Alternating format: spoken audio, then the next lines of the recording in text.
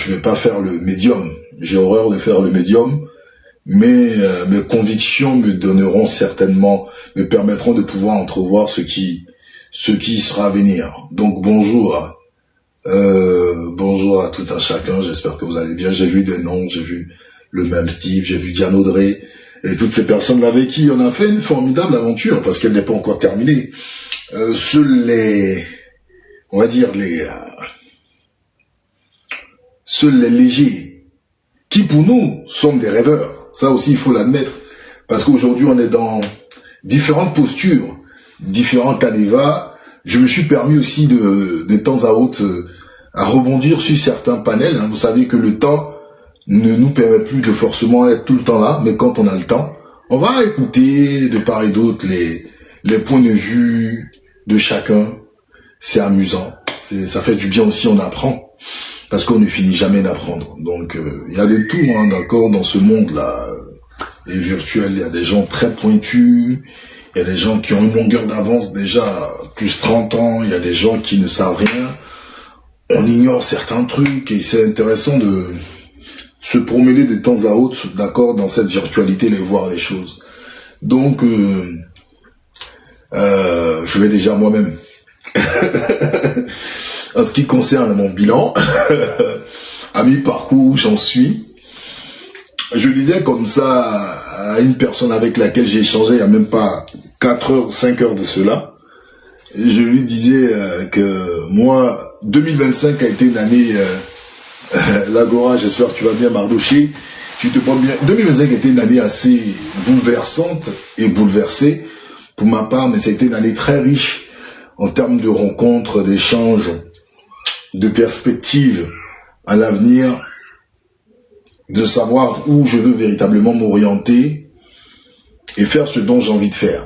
D'accord, je ne veux pas entrer dans des postures assez personnelles parce que ça ne vous intéresse pas. Bien évidemment, chacun de nous a sa vie personnelle, mais bon, je n'ai jamais pensé franchir le pas entre le virtuel et la réalité. C'était pas mon but.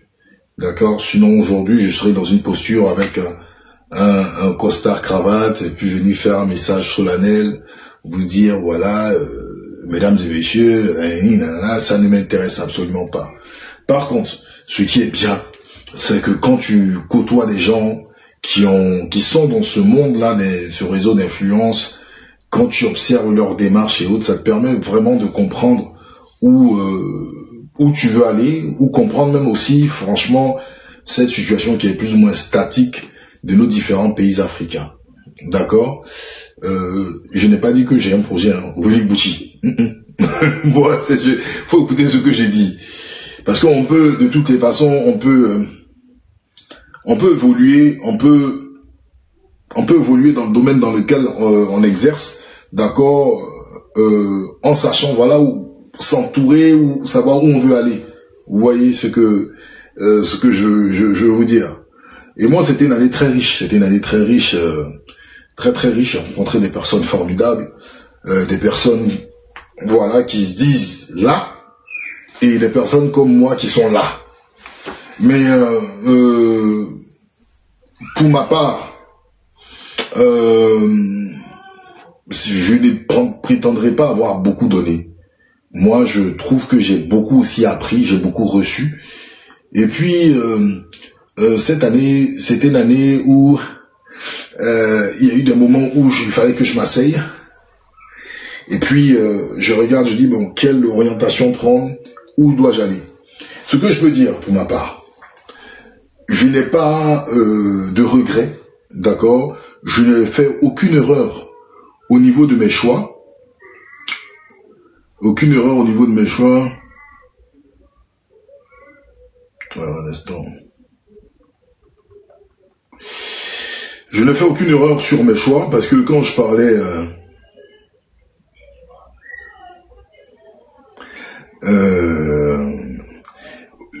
parce que j'étais déjà dans une posture, c'était soit je me mentais moi-même, d'accord, je me mentais moi-même, ou voilà, je jouais un rôle. Et c'est pour cela, je pense que je n'ai pas l'art et l'étoffe des grands hommes politiques. Et je ne l'ai pas.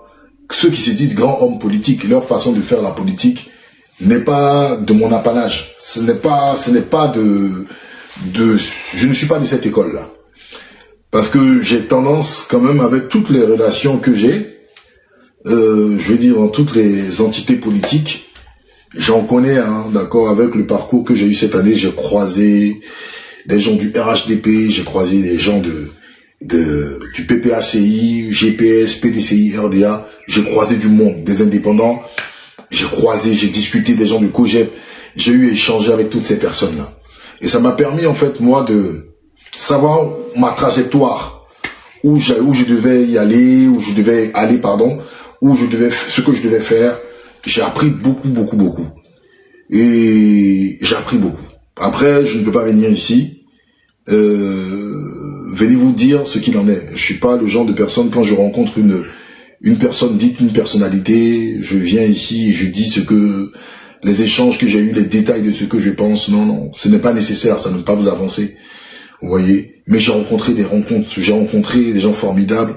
J'imaginais même pas certaines personnes dont vous faites des panels ici en longueur de journée, essayer d'échanger avec moi pour avoir mon point de vue, moi, niveau 3e, paysan comme j'ai toujours dit.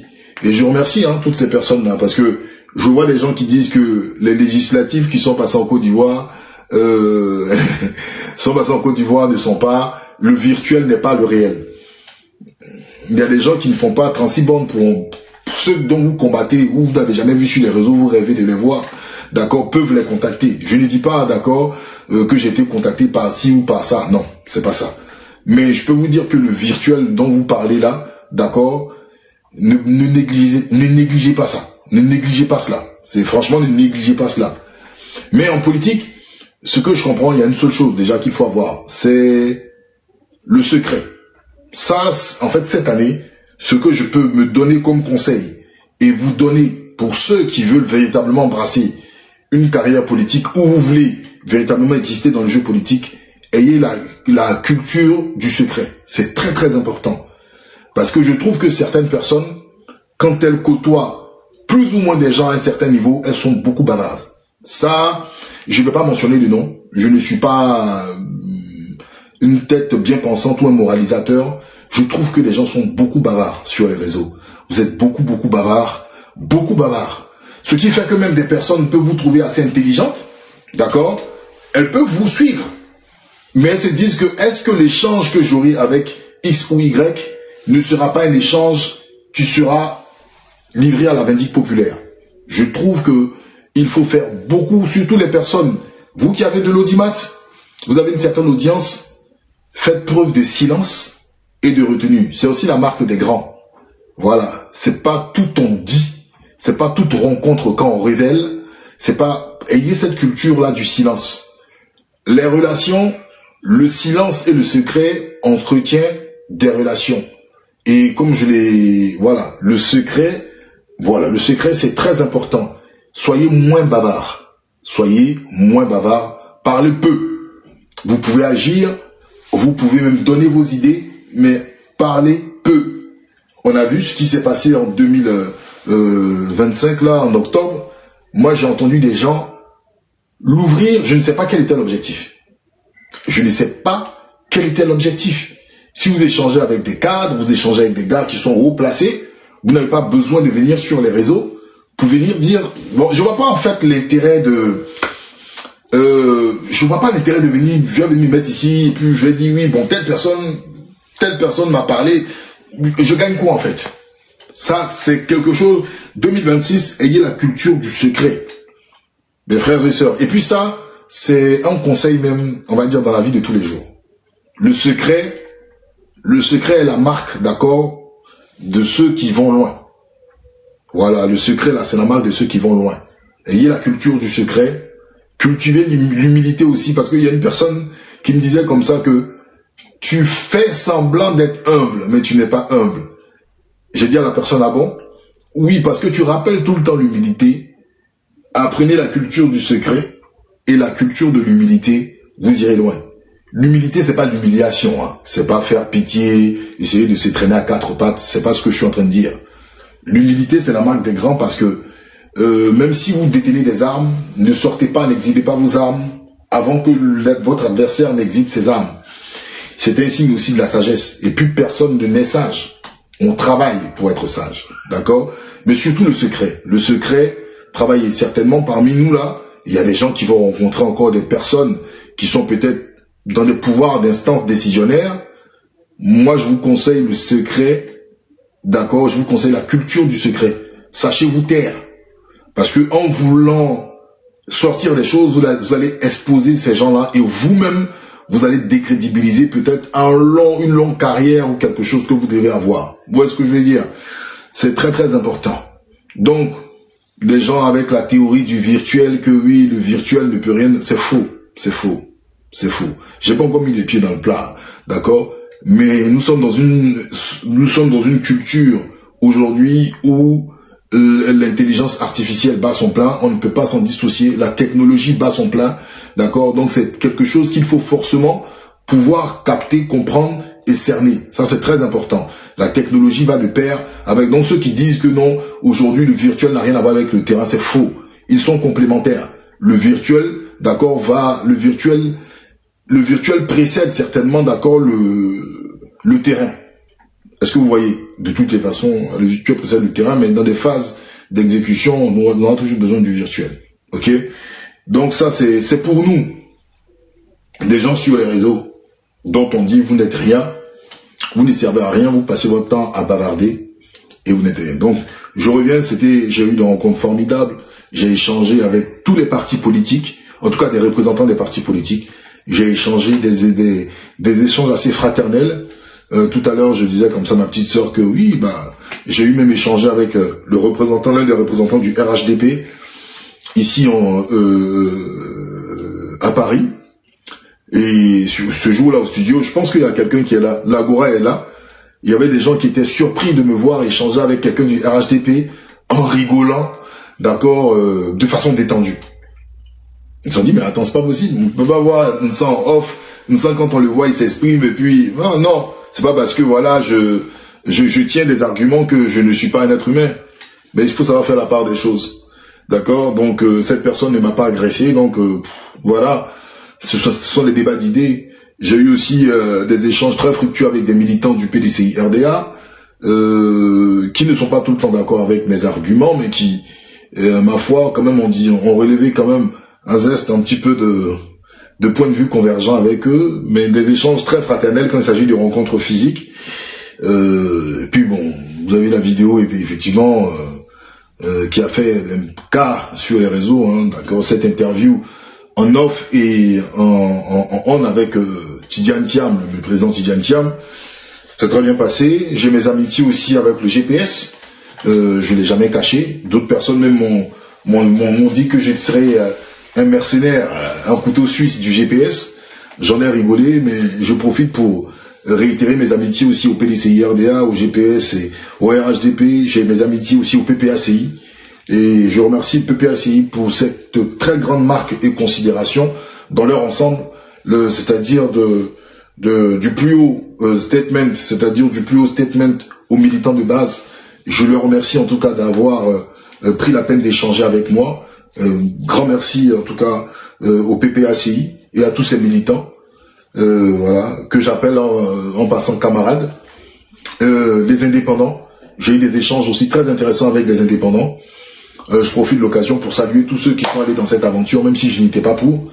Voilà, Herman Abois, toutes ces personnes-là qui ont pris le temps aussi de m'écouter et de donner mon point de vue. Et puis, bon, au niveau des médias, la bande à Carlyle, la chaîne Télé Sud qui m'a accordé le privilège de pouvoir, au moins sur 4 mois, intervenir dans des émissions télévisées. Et tous ces podcasts, en l'occurrence l'Agora Moderne, qui m'a fait aussi cet honneur-là de pouvoir participer dans les débats d'idées avec eux. Donc grand merci, c'était une expérience formidable, sans oublier en fait les pays de l'AES pour qui j'ai beaucoup d'estime et de considération, qui tout cela m'ont accordé ce privilège-là de pouvoir échanger et donner mon point de vue. Les médias tels que Obosso aussi, qui prennent la peine de me solliciter quand il le faut, même si je suis pas tout le temps présent. Bon voilà, c'est beaucoup de choses, et puis Qui sommes-nous? Qui sommes-nous pour que les uns les autres puissent demander à ce que voilà, on vienne participer sur des projets et autres. Donc vraiment merci. Mais avant toute chose, c'est qu'on a la santé. Et sans santé, sans santé, on ne peut rien faire. Parce qu'on n'a pas toute sa tête, on ne peut pas venir. Voilà. On a encore la santé, on est dans une aventure formidable, une aventure formidable qui est aujourd'hui tout ce qui se passe sur le continent. Et moi, je voudrais rassurer les uns les autres. C'est-à-dire que ceux qui ont été contre le 4e mandat, d'accord, vous ne déméritez point, hein, d'accord. Des gens, ils ont forcément, c'est-à-dire cette habitude-là de dire, bon, faites votre bilan, qu'est-ce qu'il en a été? Ça a été un échec. Moi, je suis du tout pas d'accord avec ces gens-là qui disent qu'aujourd'hui, le combat contre le 4e mandat est un combat d'échec. Mesdames et messieurs, je vais mettre les pieds dans le plat. La première des choses, il faut comprendre. Qui combattons-nous principalement? C'est ça en fait. Qui combattons-nous principalement? Si vous ne savez même pas qui vous combattez, vous ne savez pas qu'est-ce que vous combattez, je vous ai dit, et j'ai répété à maintes reprises, vous n'êtes pas obligé. Vous n'êtes pas obligé de venir vous exposer. Vous n'êtes pas obligé de venir même montrer votre visage. C'est vrai que, en fait, quand on nous voit à l'instant, d'accord, on nous voit à l'instant là, c'est-à-dire on nous voit à l'instant et on nous dit, bon, surtout nos frères qui sont au pays, nos frères qui sont trucs, ils nous voient peut-être vers d'autres continents. Ils se disent, ces frères-là, c'est aisé, hein. Ils allument leur caméra, ils viennent là, ils font les beaux, ils viennent, ils parlent pendant 1 heure, 2 heures, 3 heures, ils ont fini, ils éteignent leur caméra et la vie continue. Ce n'est pas comme ça. J'ai dit comme ça une frangine. Moi, je n'ai été missionné par aucun parti politique. Celui qui veut, il croit. Celui qui veut, il ne croit pas. Je pouvais faire comme tous les gens de ma génération. Actuellement, on est dans un contexte footballistique. Il y a la CAN, n'est-ce pas, la Coupe d'Afrique des Nations. Mon planning aurait été d'aller à Abidjan. D'accord, je fais quelques jours à Abidjan. Je termine au Maroc. Chill, tranquille, je suis avec mes gars. Abidjan, je fais la belle vie. Tac, tac, comme les jeunes aiment. Et puis après, je suis tranquille, je fais des va-et-vient entre Abidjan. Mais c'est un choix. Est-ce que vous comprenez? C'est un choix. J'avais soit choisir ce rythme de vie où 90% des gens allaient choisir. Ils allaient dire ça, mon ami, tu as compris. Même si tu fais ton business, fais ton business tranquille. Brasse tes millions ou brasse tes milliards tranquille. Et puis tu es en 4 avions, quoi. Laisse la politique là aux politiciens. Laisse la Côte d'Ivoire. Ça n'a pas changé depuis Houphouët-Boigny. Les gens sont comme ça. Aujourd'hui, c'est le RHDP. Ceux qui sont avec le RHDP mangent. Demain, ça sera d'autres personnes qui vont manger. Est-ce qu'ils ont tort? 90% des gens m'ont dit non, ils n'ont pas tort. Ils n'ont pas tort. Mais moi, j'ai mesuré ce choix de vie-là depuis longtemps. Depuis fort longtemps. J'ai dit ça à cette personne. J'ai dit, moi, la personne me dit, ah, ben, tu vas pas encore aller à Abidjan. J'ai dit, mais Abidjan n'est pas mon objectif. Je ne mène pas un combat pour aller à Abidjan. Pour aller à Abidjan. Un instant, s'il vous plaît.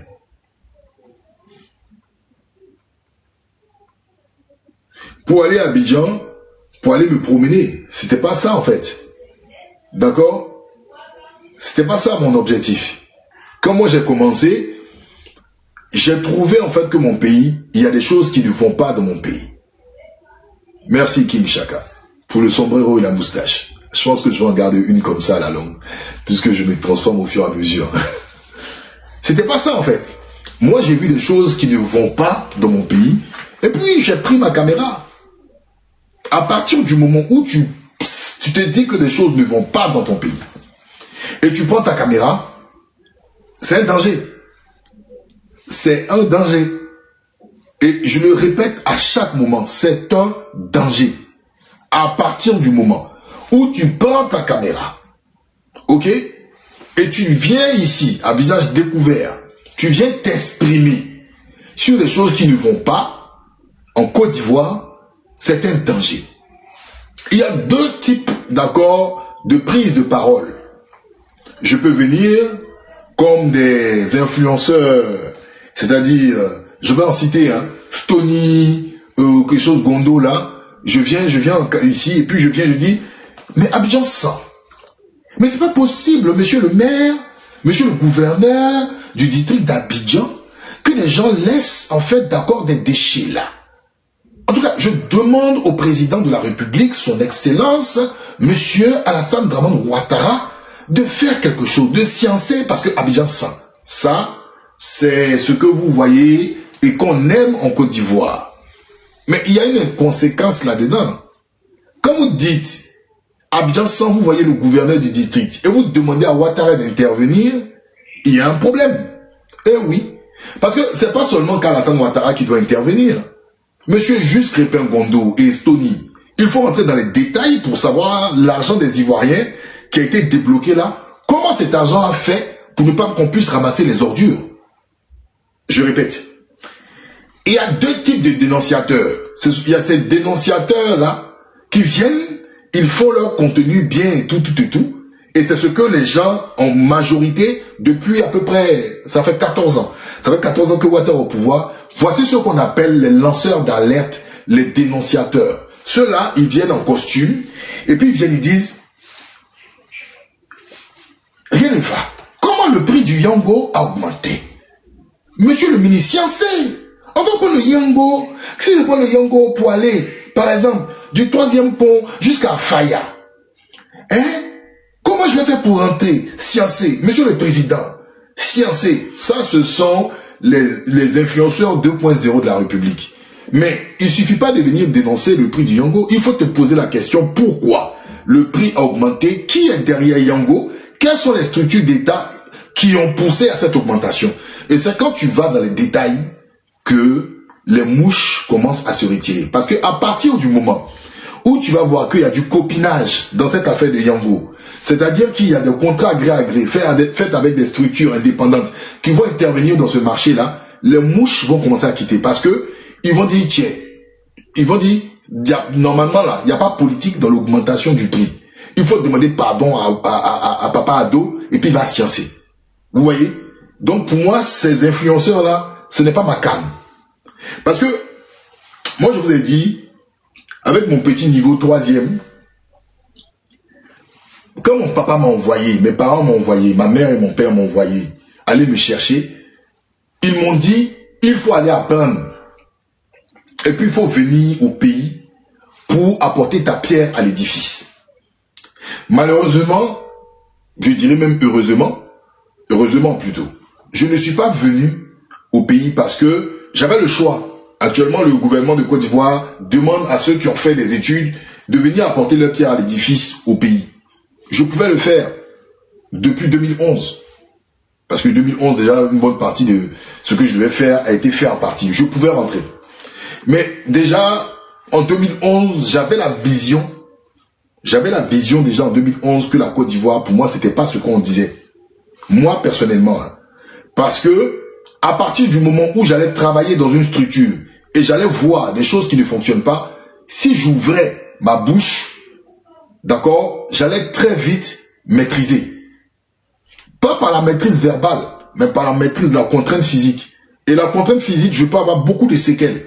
La contrainte physique, tu peux t'en sortir là, même déjà en partant dans une cellule, dans une prison, tu ressors là, tu peux avoir une sinusite aiguë. Azalé Tiemoko l'a dit quand il était en prison, même sous Gbagbo, il a des séquelles aujourd'hui d'une sinusite. D'accord? Tu peux avoir une infection tuberculeuse. Tu vas te plaindre, tu vas porter plainte contre qui par rapport à cette infection tuberculeuse? Tu vas porter, c'est qui, quelle instance d'accord de l'État qui va demander à ce que la prison, là, le PPA, le pôle pénitentiaire d'Abidjan rende compte par rapport à ça. On n'est pas dans un... En fait, je suis vous faire comprendre que nos parents qui sont sur place, là, c'est des morts vivants. En fait, c'est des morts vivants, en fait. Ils sont là-bas, mais ils ne se rendent même pas compte comment un pays fonctionne. Je suis désolé, hein. Je pourrais vous dire la vérité. Vous ne savez pas comment le minimum, un homme qui est en prison, qui sort avec des séquelles, c'est-à-dire avant de rentrer en prison, il n'a aucune séquelle, c'est-à-dire il n'a pas de sinusite aiguë, il n'a pas de problème au poumon, il n'a pas une tuberculose aiguë, et puis il sort de la prison, il a ses symptômes. Et puis il s'en va à la maison, c'est sa famille qui va sortir de l'argent pour s'occuper. Mais attendez, vous trouvez ça normal? À partir du moment où la personne, déjà même la personne même en prison, a droit à un suivi. Mais si une tuberculose se détecte là-bas, la personne sort et la tuberculose est en train de le détruire à petit feu, Mais normalement, c'est la structure du pôle pénitentiaire qui a des comptes à rendre. Parce qu'il n'est pas allé là-bas pour prendre la tuberculose. Mais en Côte d'Ivoire, c'est normal. En Côte d'Ivoire, c'est normal. Tu viens, tu prends ta caméra, tu dis, je suis allé à la Maca, j'ai une tuberculose. Mais vous allez voir, les Ivoiriens, vous allez les voir s'exprimer. Pour eux, c'est logique. Et si tu t'amuses à pointer du doigt les tenants du pouvoir par rapport au fait que tu sois sorti d'une cellule et que tu as chopé quelque chose, mais vous allez voir comment il y a des gens qui vont vous insulter ici. Ils vont vous dire Alassane à vie. Ils vont vous dire tu es un haineux. On n'a plus la notion d'un pays. On n'a plus la notion d'un pays. Alors, c'est ainsi, j'ai décidé, n'ayant pas de moyens, quand on s'assoit et on bouillonne dans la tête, parce que moi dans ma tête là souvent, ça bouillonne. C'est-à-dire, il y a plusieurs trucs qui bouillonnent. Je vois que ça ne va pas. Je me dis, il n'y a pas d'éducation. Il n'y a pas. Je me pose des questions.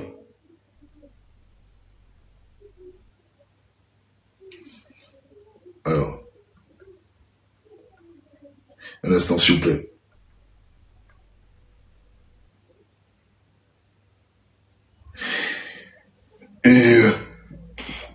Excusez-moi. Et donc, je me dis, il y a quelque chose qui ne va pas.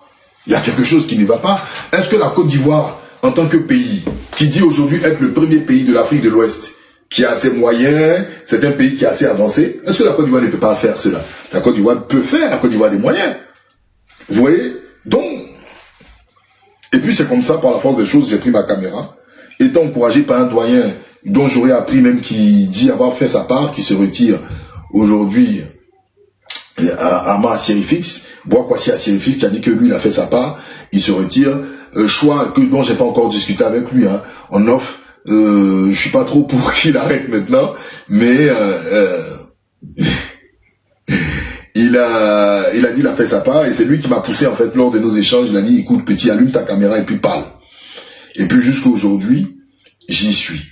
Donc, et je peux vous dire, et je remercie ces milliers de personnes, des anonymes, des gens que je connais, qui me disent que par exemple l'épouse ou telle personne que je connais parle d'un jeune qui s'appelle Nsa Atoumla, et ce jeune-là, je te le recommande, il faut l'écouter, et autres, c'est beaucoup, beaucoup, beaucoup d'honneur.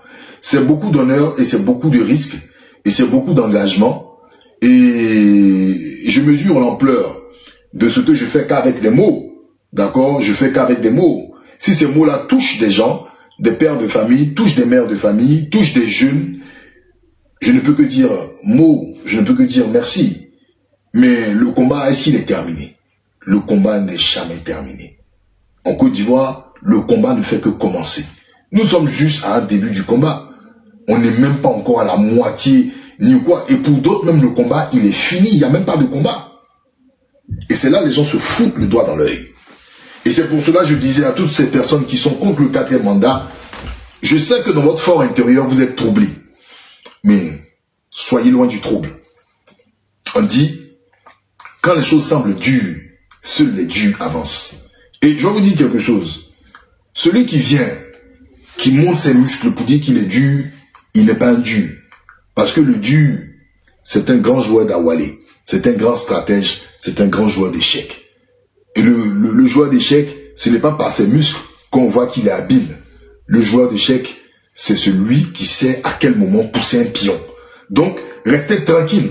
Nous sommes juste à un début de partie qui donne un semblant de victoire. Moi, ça me fait rire quand je vois sur des panels comme ceux de John, parce que depuis mes apparitions télévisées, beaucoup de gens du RHDP, ils m'écrivent en disant, mais Nsan, Ouattara est là, hein? Ouattara est là, et je ne les réponds pas. Souvent, je leur dis, je ne suis même pas ministre ni président. Mais quand vous me voyez quelque part, vous êtes en panique. Je ne sais pas, j'ai l'impression que Nsan était, je ne sais pas. Je ne suis pas un mythe, je suis quelqu'un de très simple. Je suis un homme, ceux qui me connaissent vont vous dire, je suis quelqu'un qui a du sang, voilà.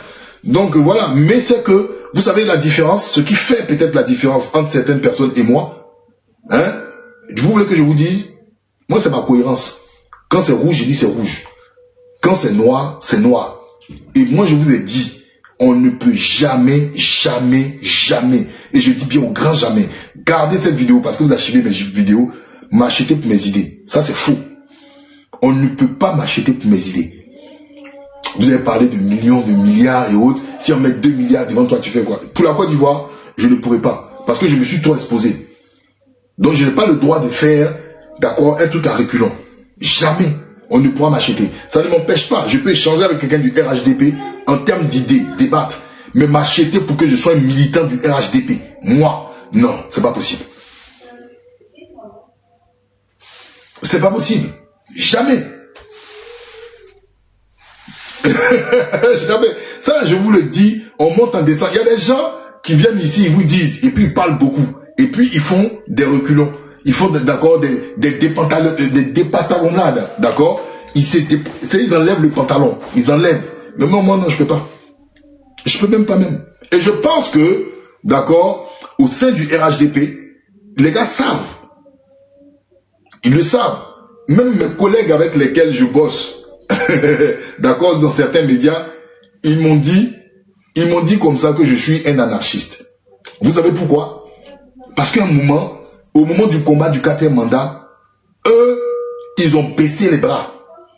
Est-ce que vous comprenez? C'est-à-dire qu'ils se sont dit, bon, Ouattara a gagné, il a la force, on ne peut rien faire, c'est gâté, d'accord? Donc, si nous on veut rentrer à Abidjan en veut temps, il faut qu'on se calme. Mais les gars trouvaient que je poussais le bouchon un peu trop loin, que je m'exprimais. Donc, en rigolant, ils m'ont dit, Nsa, tu es un anarchiste. Je n'ai rien dit. Et puis, on est passé automatiquement sur les législatives. Je savais que j'allais les avoir quelque part. Donc, les législatives, c'est eux qui citaient les candidats. Ah, il y a telle personne qui est candidat là-bas, telle personne est candidat. Oui, oui, oui. Ah, oui. Bon, on pense que dans la région là-bas, si le PDC, ils avaient déjà fait, en fait, ils avaient déjà fait leur calcul, quoi. C'est-à-dire, bon, Ouattara est président, on n'a pas le choix. Sinon, les Ivoiriens vont les tuer. C'est comme ça, les gens, dans le milieu, là, où on ne vient pas forcément dire ça devant les gens. Mais quand les Ivoiriens, là, c'est-à-dire des gens même qui sont de la gauche, des gens qui sont de la droite, ils disent, mais on peut faire quoi? Bon, vous allez sortir dans la rue, là, vous pouvez faire quoi? Ouattara va nous tuer, et puis ça va finir, on va rester comme ça. Bon, au moins, on n'a qu'à s'asseoir, on va déjà faire le bilan. Parce que ce qu'on a fait là, voici comment les Ivoiriens réfléchissent. Hein. Et puis, il dit, toi, tu proposes quoi? D'accord? Il dit, tu proposes quoi? Quand tu leur dis non, on doit toujours maintenir le peuple. D'accord? On doit éveiller le peuple. Il dit, oh, allez, va là-bas. Ouattara, déjà, truc, on va rentrer, on va aller au Parlement. Je les regardais comme ça. Et puis donc, ils étaient en train de parler. Oui, dans l'Ouest, là, ah, il y a telle personne qui a tel candidat. Oh, je les regardais faire les calculs, comme des grands enfants. Et puis, souvent, ça rigolait. Ah, l'anarchiste, hein, ça se moquait de moi. Oh, parce que vous savez, c'est déjà des gens comme nous, on nous dit, bon, vous là, déjà, vous êtes en Europe, vous ne comprenez rien. Vous êtes Et puis, j'ai reçu, vous vous rappelez de cette vidéo où il y avait Herman Aboua. Je vais vous lire ce que Herman Aboua dit. Parce que, je vais vous lire ce que Herman Aboua a dit après les élections dans l'épée. Herman Aboua, vous allez voir. Herman Aboua. Vous allez comprendre. Herman Aboua. C'est mon vieux père, hein? Herman Aboua. Voilà. Qu'est-ce que Herman Aboua a dit? C'est intéressant. Herman Aboua, il a mis un truc où il dit, et si le président Gbagbo avait raison? Ça m'a fait rire en fait. Et si le président Gbagbo avait raison? Pourquoi il a dit et si le président Gbagbo avait raison? Un instant. Attendez, Herman Aboua. Voilà. On va vous lire, je vais vous lire ça.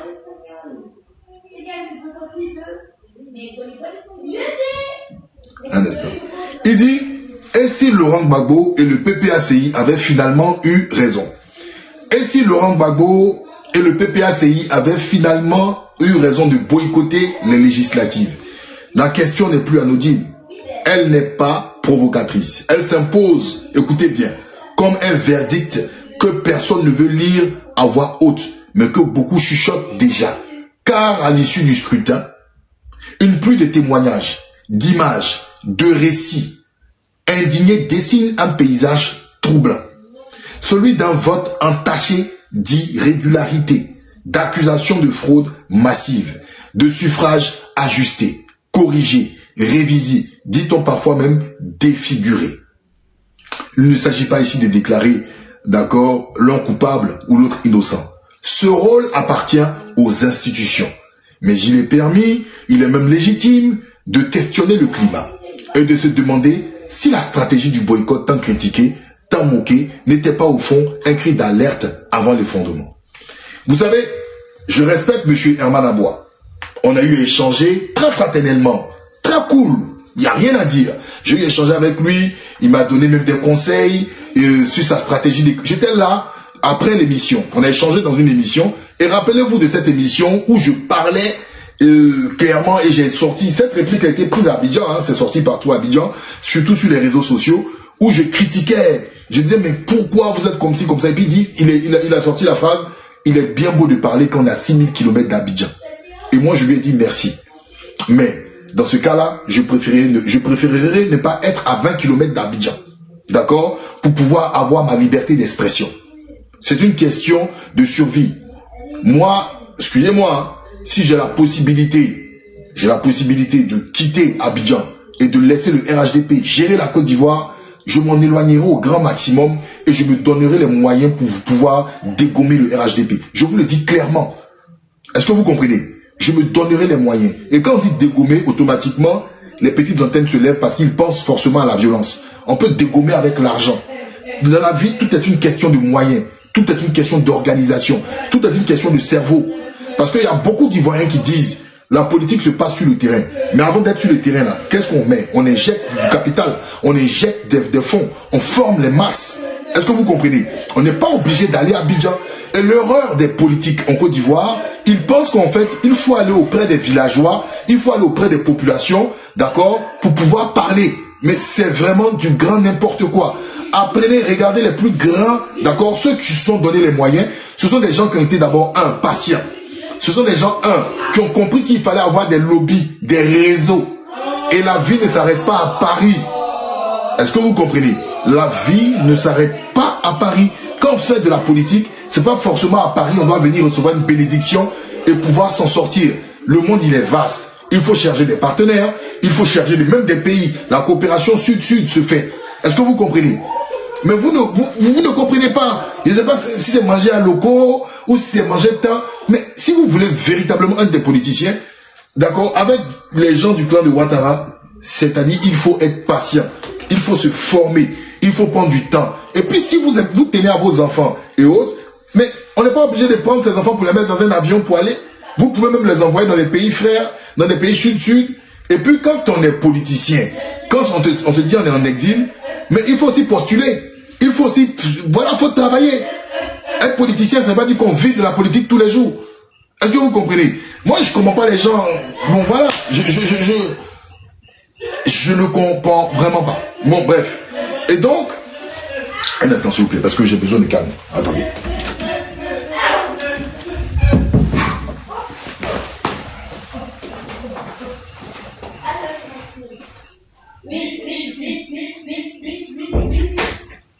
Papa, ils sont les chiffons de loup. Quoi, les barons? Regarde là dans la chambre. Là. Regarde ici. Regarde ici. Allume ici et tu regardes, tu cherches ici. Certainement. Et tu fermes toutes les portes là, s'il te plaît. Parce que j'ai besoin de calme. J'entends du bruit là. Alors, ouais, mais ferme les portes là en fait. Après, il faut que j'ai du calme en fait. Excusez-moi. Donc, moi, c'est mon point de vue, hein, mon point de vue n'est pas la vérité absolue, mais je tiens à vous le dire, d'accord. Et donc, voilà. Et je disais, en fait, quand les frères parlaient, je disais, mais, vous parlez, mais qui est-ce qui organise les élections? Qui est-ce qui organise les élections en Côte d'Ivoire? Ils me regardent tous, ils me disent, c'est la CEI. Je dis, mais c'est pas cette même CEI, les différents partis politiques ont opposé des griefs. D'accord, on posait des griefs vis-à-vis de cette CEI. On dit, oh, toujours la même rengaine. Toujours la même rengaine. Et ben voilà, patatras, qu'est-ce qui s'est passé lors des législatives? Vous avez filmé. Parce que d'autres disent qu'il fallait filmer dans les bureaux de vote. Vous avez filmé, vous avez enregistré, vous avez fait ci, ça. Qu'est-ce que ça a changé? Rien. Absolument rien. Rien et rien du tout. Ça a changé quelque chose? Est-ce que vous avez vu la CEDEAO venir à votre secours? Vous avez vu les pays européens venir à votre secours? Vous avez vu l'ONU venir constater les irrégularités? Absolument rien.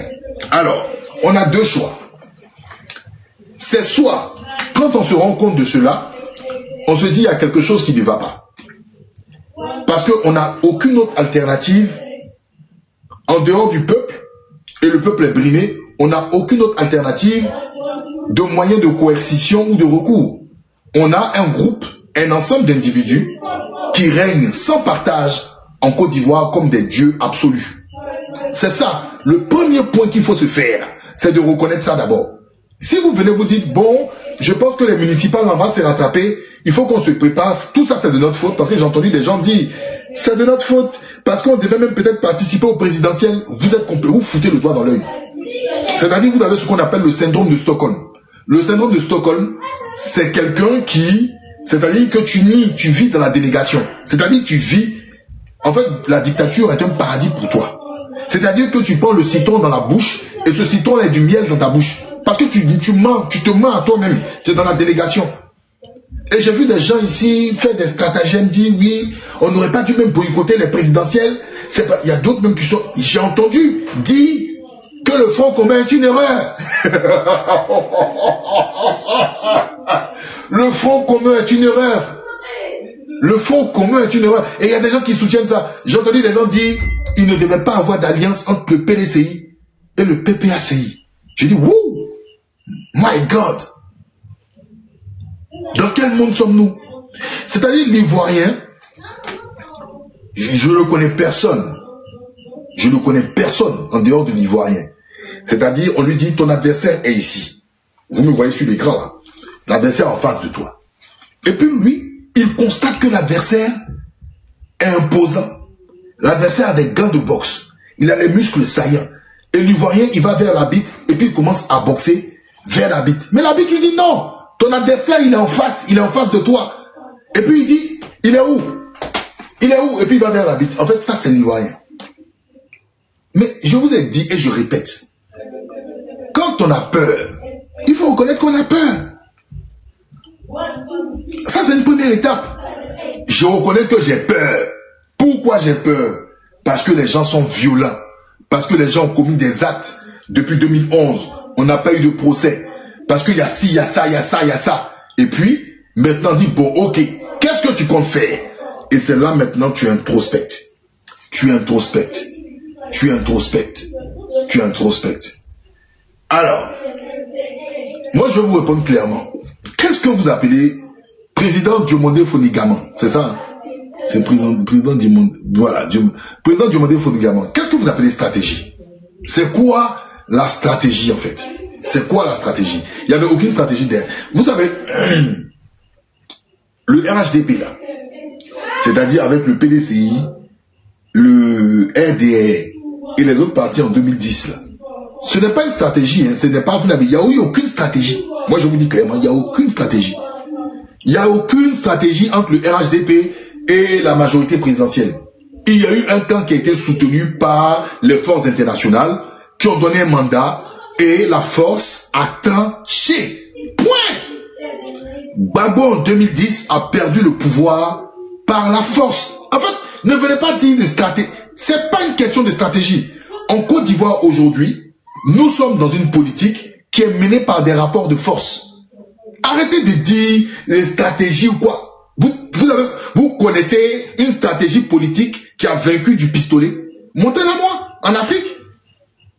Montrez-moi en Afrique. Quand des gens vous disent, des gens même qui reviennent en fait, d'accord, comment ça s'appelle, des gens comme Bourgi, qui n'est pas une référence pour moi, mais qui vous dit clairement même que le Conseil constitutionnel a tranché. C'est un juriste. Il sait que dans un pays, quand le Conseil constitutionnel tranche, tu es d'accord ou pas, c'est fini. Mais le Conseil constitutionnel a tranché en Côte d'Ivoire, on a vu, il y a eu 2 républiques en Côte d'Ivoire, mais celui qui était au Golfe là, qui était avec lui? Celui qui était au Golfe là, qui était avec lui? Mais l'ONU qu'on n'entend pas en Côte d'Ivoire là, elle était avec lui. La France qu'on n'entend pas actuellement là, elle était avec lui. Et c'est un fait d'histoire. Personne, ne venez pas me dire que Bédia a fait une stratégie et Ouattara a fait une stratégie. Quelle stratégie ils ont fait? C'est quelle stratégie ils ont fait puis on ne connaît pas. Les avions qui pilonnaient là, les avions qui pilonnaient le ciel en Côte d'Ivoire là, d'accord? Les avions qui pilonnaient le ciel en Côte d'Ivoire là.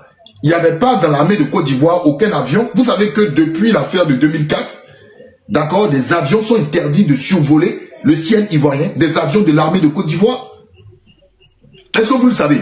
Ça veut dire que le ciel ivoirien était maîtrisé par l'ONUCI et la licorne. Vous avez vu quel... Est-ce que vous connaissez un petit peu la guerre, comment ça s'est fait? Tu n'as aucune maîtrise de ton ciel, tu es un homme mort. Et les gens là, les enfants qui ont combattu autour de Gbagbo, parce que puisque les anciens là, beaucoup se sont rendus à l'hôtel du Golfe. Les enfants ont tenu pendant des mois. C'est extraordinaire. C'est extraordinaire. Et ça, il faut qu'on en parle. Quand vous êtes dans un conflit, il y a un élément qui est très important, la maîtrise du ciel. Et ce ciel-là, aucun aéronef, je dis du pouvoir légal, ne pouvait voler. Ça veut dire que le ciel-là était habité que par l'ONUCI et par la licorne. Donc, de quelle stratégie me parlez-vous? De quelle stratégie? À partir du moment où les gars ont tout fait, ils ont escalé le monsieur qui est là. Qu'est-ce que vous avez d'autre? Qu'est-ce que vous avez? Quelle stratégie avez-vous avec un pouvoir qui ne connaît que le rapport de force? Quelle stratégie? Moi, je veux voir ce miracle-là. On nous dit que Moïse a fendu le lot en deux, non? Mais venez, d'accord, nous montrer comment Moïse a fendu le lot en deux. Peut-être en Côte d'Ivoire, on va voir ça. Sinon, je n'ai jamais vu d'un pays. Je suis peut-être jeune pour mon âge. Je suis beaucoup curieux. Je lis beaucoup de livres en politique contemporaine. Je n'ai jamais vu un exemple d'un pouvoir fort. Je dis bien, un pouvoir fort qui a été délogé par une stratégie politique interne. Ça n'existe pas. Ce pouvoir-là, c'est-à-dire si des gens viennent là, c'est des gens là, ils ont un réseau derrière eux. Et c'est ce que je le dis depuis toujours. Vous ne pouvez pas, d'accord, vous ne pouvez pas faire de la politique si vous n'avez pas un réseautage. Ça, je l'ai dit. Quel est l'intérêt dans un pouvoir qui est dur d'aller foutre les pieds en Côte d'Ivoire? Moi, on me dit, je suis politicien. Je suis politicien au PDCI-EDA, je suis politicien au PPACI, et puis je fais un constat. Qui est en face de moi? Qui est mon adversaire? Mais c'est Alassane Ouattara. C'est quoi la nature de son pouvoir? Est-ce que les institutions ont une marge de manœuvre? Je vois que les institutions sont des caisses à résonance du parti RHDP. Déjà, Ouattara, il est président du RHDP. C'est contre la loi en Côte d'Ivoire. Déjà, même pour commencer, celui qui est président là, d'accord, qui est chef d'État là, il est président de son parti. Premier symbole, il ne respecte pas, d'accord, il ne respecte même pas les lois du pays. Ça, c'est le premier élément. C'est quel parti politique en Côte d'Ivoire qui s'est levé pour dire ça? Montrez-le-moi, moi je discute à vous. C'est comme si vous me dites, Macron est président de son parti, selon les lois françaises, il ne peut pas, mais il le fait quand même. Puisque vous aimez beaucoup la France, on va me parler de nos pays à côté là. Hein? Puisque vous aimez la France. Voilà. Et je vois les gens qui nous disent, mais toujours vous êtes là à ressasser le passé. Mais vous, bizarrement là, à chaque élection présidentielle, 2 mois avant les élections présidentielles, vous revenez toujours sur l'ivoirité. N'est-ce pas? Vous qui dites que toujours je suis là à ressasser le passé là. C'est quand même grave. Et un noir, je vais vous dire quelque chose, un noir qui est ennemi de la mémoire est un danger. Je répète, un noir qui est ennemi de la mémoire est un danger. Oui, parce que dans mon petit parcours, un noir ennemi de la mémoire est un danger. Il ne faut jamais le suivre. Je vais vous dire pourquoi. Dans mon petit parcours, j'ai remarqué quelque chose. Vous savez, moi quand je vais quelque part, j'observe partout. Je ne vais pas dans le vide. L'adressage. Je me suis rendu compte que par l'adressage, que je pouvais comprendre l'histoire de la France. Juste l'adressage. Même le métro. Bon, il y a des noirs, ils se lèvent, ils prennent le métro, ils descendent, ils s'en foutent. Ils peuvent faire 20 ans ici, ils s'en foutent. Mais par le métro, tu peux comprendre l'histoire des batailles, tu peux comprendre l'histoire même de la France. Parce que chaque station est un symbole. Le blanc ne fait rien pour rien. Toi qui dis, effectivement, bah vous en Côte d'Ivoire, vous marchez comme des cabris dans le vide. D'accord? Mais même pour former la mémoire des gens, l'adressage là, c'est-à-dire que quand tu vois le nom de quelqu'un, par exemple Division Leclerc, tu vas aller te renseigner qui était Leclerc. Et tu te rends compte qu'il y a un lien avec les chars Leclerc et l'entrée et les batailles même au niveau du Maghreb et de la Tunisie, d'accord, et du commandement Leclerc. Si tu es curieux et tu vas comprendre, tu vas faire le lien avec De Gaulle, tu vas comprendre beaucoup de choses. C'est comme ça en fait, c'est la mémoire, on travaille la mémoire. Et les petits Français qui sont dans les meilleures écoles, d'accord, les petits Français qui sont dans les meilleures écoles, les petits Français qui sont dans les meilleures écoles, eux, ils savent ça. Mais vous, quand les gens qu'on envoie ici, et puis on les envoie dans les écoles publiques, les écoles banabana là, ils ne connaissent pas. Sinon, quand on les envoie dans les meilleures écoles, on les étudie. La basilique à Saint-Denis, la basilique à Saint-Denis, moi je me rappelle, j'ai fait un module d'histoire sur l'histoire de France entre les Carolingiens et les Mérovingiens, mais à partir des Mérovingiens, j'ai fait un lien avec cette basilique que je suis allé visiter, parce qu'encore on a les ossements, on a encore d'accord des restes là, de ces soi-disant gouvernants de l'époque, d'accord, de Pépin et tout. J'ai vu que voilà, il y a un rapport entre les stations de tramway et des autres. C'est très important dans la mémoire collective. Le problème en Côte d'Ivoire n'a pas de mémoire collective. Quelqu'un qui me dit, moi, à moi ivoirien, je suis en train de ressasser le passé. C'est de quel passé tu parles? 2010, ça c'est le passé. À cause des 14 ans. Mais je comprends pourquoi, jusqu'à aujourd'hui, on célèbre que les 8 femmes d'Abobo. Un noir qui est ennemi de la mémoire est un danger. C'est pour ça qu'il y a des gens qui disent, en Côte d'Ivoire, on ne doit pas dire celui-là est un baoulé, celui-là est un pété. Je les regarde, je dis, oh bout. Mais vous êtes dangereux. Parce que vous êtes allé dans une forme d'universalisme, d'une forme de pensée unique qui est très dangereuse. Une forme de pensée unique, je ne sais pas où vous voulez aller, et on ne combat même plus les valeurs culturelles. En Côte d'Ivoire aujourd'hui, la débauche. En Côte d'Ivoire aujourd'hui, on n'a même plus d'exemplarité. L'excellence n'est plus même mise au bas, d'accord, de ce qu'on doit apprendre à la télé. On n'a que des mendiants, des guignols, des amuseurs, et c'est tout ça parce qu'on oublie la mémoire. Parce que si on faisait une comparaison avec certaines époques et ce que nous sommes aujourd'hui, vous allez voir qu'il y a un véritable combat qu'on doit faire. Regardez le combat de l'école. Regardez la ministre Marietou, pendant vos législatives là. Ministre Marietou qui va faire inauguration d'ambulance avec les moyens de l'État au sein des législatives. Dans un État qui est normal. Une femme qui est ministre de l'Éducation nationale, qui prône la séparation des différents pouvoirs, exécutif, législatif et judiciaire. Moi, à l'époque, en Côte d'Ivoire, je l'ai appris en classe de CM1. Et à cette époque-là, le président de la Cour suprême s'appelait Kouy Mamadou. Je ne l'ai pas appris au collège, hein. J'ai dit en Côte d'Ivoire, à l'époque, j'étais conscient de la séparation des pouvoirs. J'étais conscient de la séparation des pouvoirs, d'accord, l'exécutif, le législatif et le judiciaire. Et c'était à l'époque de Kouy Mamadou. Ceux qui s'en souviennent, ils vont vous dire qu'on se souvient de Kouy Mamadou. Oui, un enfant de CM1, conscient de la séparation des pouvoirs, demandez, faites des vidéos, les trottoirs là, les micro-trottoirs en Côte d'Ivoire, demandez aux enfants de CM1 s'ils sont conscients de la séparation des pouvoirs. Et c'est là où vous voyez l'échec de ce que nous sommes. Les vauriens, excusez-moi, il y a certainement des gens qui tirent leur épingle du jeu et ils ont cet amour et cette force de pouvoir travailler des bras cassés. Mais moi, personnellement, à mon niveau 3e, quand je vois des vauriens qui sont à la tête, d'accord, de l'État, qui sont à la tête même de nos institutions, c'est plus fort que moi. Je ne vais pas venir ici venir me dire ici pour venir faire semblant, pour venir faire semblant d'essayer de passer la commande. C'est avec ça là, vous allez dire que vous allez être une puissance sous-régionale, mais comment pourquoi nous les Noirs, on est les derniers? Parce que pour connaître un pays, pour savoir le futur d'un pays, si le pays là promet, mais il ne faut pas regarder aux hommes d'État, il faut regarder ce qui se passe en bas. Parce que ce qui tient la pyramide, c'est la base de la pyramide. Mais elle est plus que pourrie. C'est pas parce que quelqu'un réussit un concours de dictée ou la personne avait suivi qu'on dit que la Côte d'Ivoire est un pays développé. Regardez les enfants en 6e. J'ai vu une vidéo aujourd'hui. Vous allez sur ma story. Des petits Chinois en 6e sont en train de faire, ils ont fait des fusées en miniature et qui montent par la propulsion de l'eau. Ça là, c'est quel enfant de 6e, 5e en Côte d'Ivoire qui peut connaître ça? Hein? Non, quel enfant en Côte d'Ivoire qui va parler d'accord d'un projet avec son professeur, mettre une fusée à propulsion avec de l'eau qui va même déjà dans le test passé? On vous parle de choses sérieuses, vous êtes là, vous êtes dans votre truc de, je sais pas, de béret, amusement et autres. On est sérieux.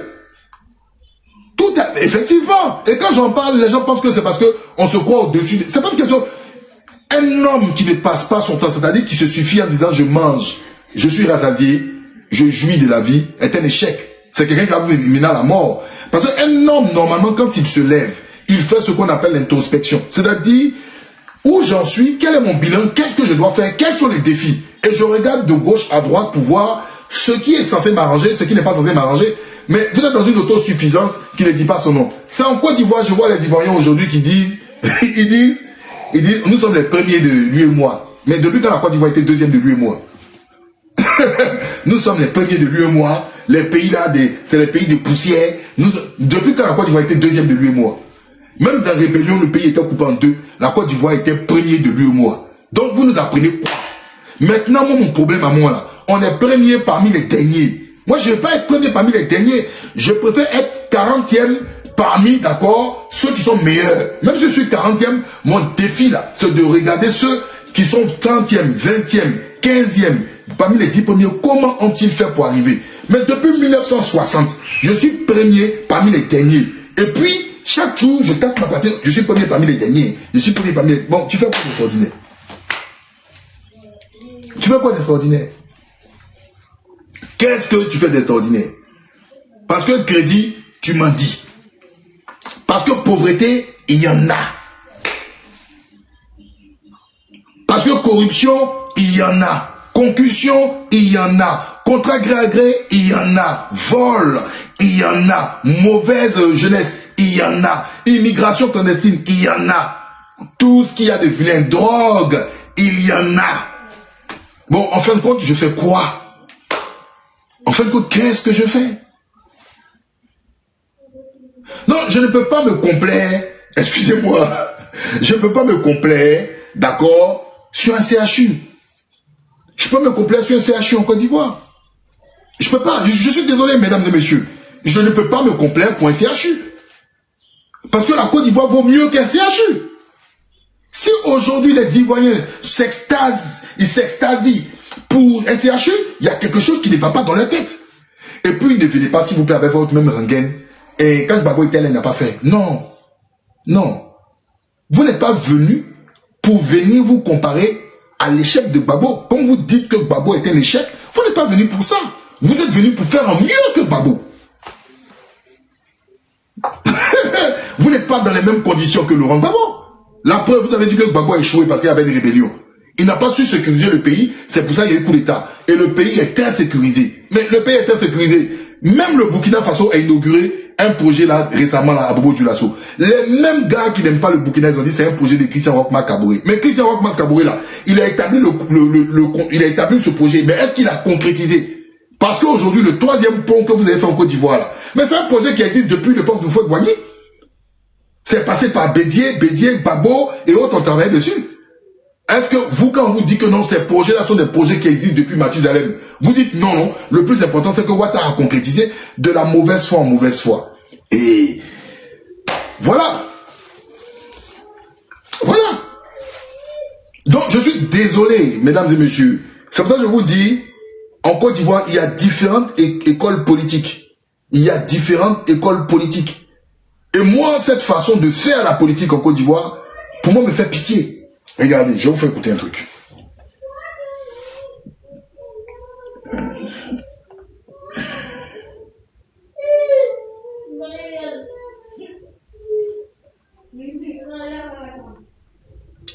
Donc, il faut qu'on soit clair. Si je suis en train de réagir comme ça, ce sont mes pensées à moi. D'accord? Écoutons. Retient comme bilan de cette collaboration, de ce front commun avec le PPACI? À titre personnel, je pense que nous n'aurions pas dû prendre la... À titre personnel, je pense que ce n'est pas une ligne que nous aurions dû. Est-ce qu'on retient comme bilan de cette collaboration, de ce front commun avec le PPACI? À titre personnel, je pense que nous n'aurions pas dû prendre la ligne que nous avions prise. D'accord. À titre personnel, je pense que ce n'est pas une ligne que nous aurions dû prendre. Parce que la façon dont nous avons vendu notre président Thiam, le président Thiam est de l'or pour moi. Et nous avons vendu de l'or comme si nous vendions du caillou. Et une taupe que vous appartenez en réalité au RHDP. J'ai même vu ça dans les commentaires. J'ai même vu quelqu'un qui écrit par exemple c'est un djoula, c'est un malinqué, il va retourner dans sa maison. Vous comprenez? Déjà, tout à l'heure, je parlais du fait que nous avons perdu des bastions au nord. Voilà des discours qu'on tient de façon ethnique, de dire que tel nom... Bon, alors... Il s'agit de monsieur Dr Ousmane Chérif, que j'ai déjà reçu ici sur mon panel. Ousmane Chérif, je l'ai reçu ici sur mon panel. Un jeune qui est brillant dans son métier. Il est brillant. Quand il s'agit de faire, moi j'ai suivi sur un panel, il a fait le point sur la situation sanitaire en Côte d'Ivoire. J'ai beaucoup appris du Dr Ousmane Chérif. Ça, il faut le reconnaître. Mais vous savez, qui suis-je? Parce que lui, il parle en son nom personnel. Moi, je vais parler en mon nom personnel. Je dis... La politique là, ce n'est pas fait pour tout le monde. S'il était dans un pays européen, où tous les canevas sont placés, c'est-à-dire un ministère de l'Intérieur qui organise les élections dans de meilleures règles, c'est-à-dire que tout le monde respecte son boulot, on n'a pas besoin de déployer des forces de l'ordre partout et autres, il pourrait faire un bon politicien. Écoutez bien ce que je vais vous dire.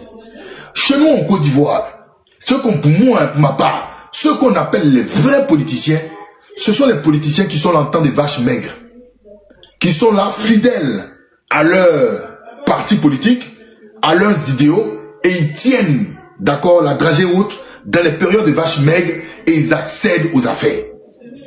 Est-ce que vous comprenez? Parce que j'ai horreur des politiciens, quand leurs mentors perdent le pouvoir, ils vendent complètement. C'est-à-dire, ils prostituent le combat. Et en Côte d'Ivoire, c'est une mode. Regardez l'image des hommes politiques. Je vous ai dit, vous avez vu la dernière fois quand M. Charles Blé Goudé allait s'exprimer sur NCI?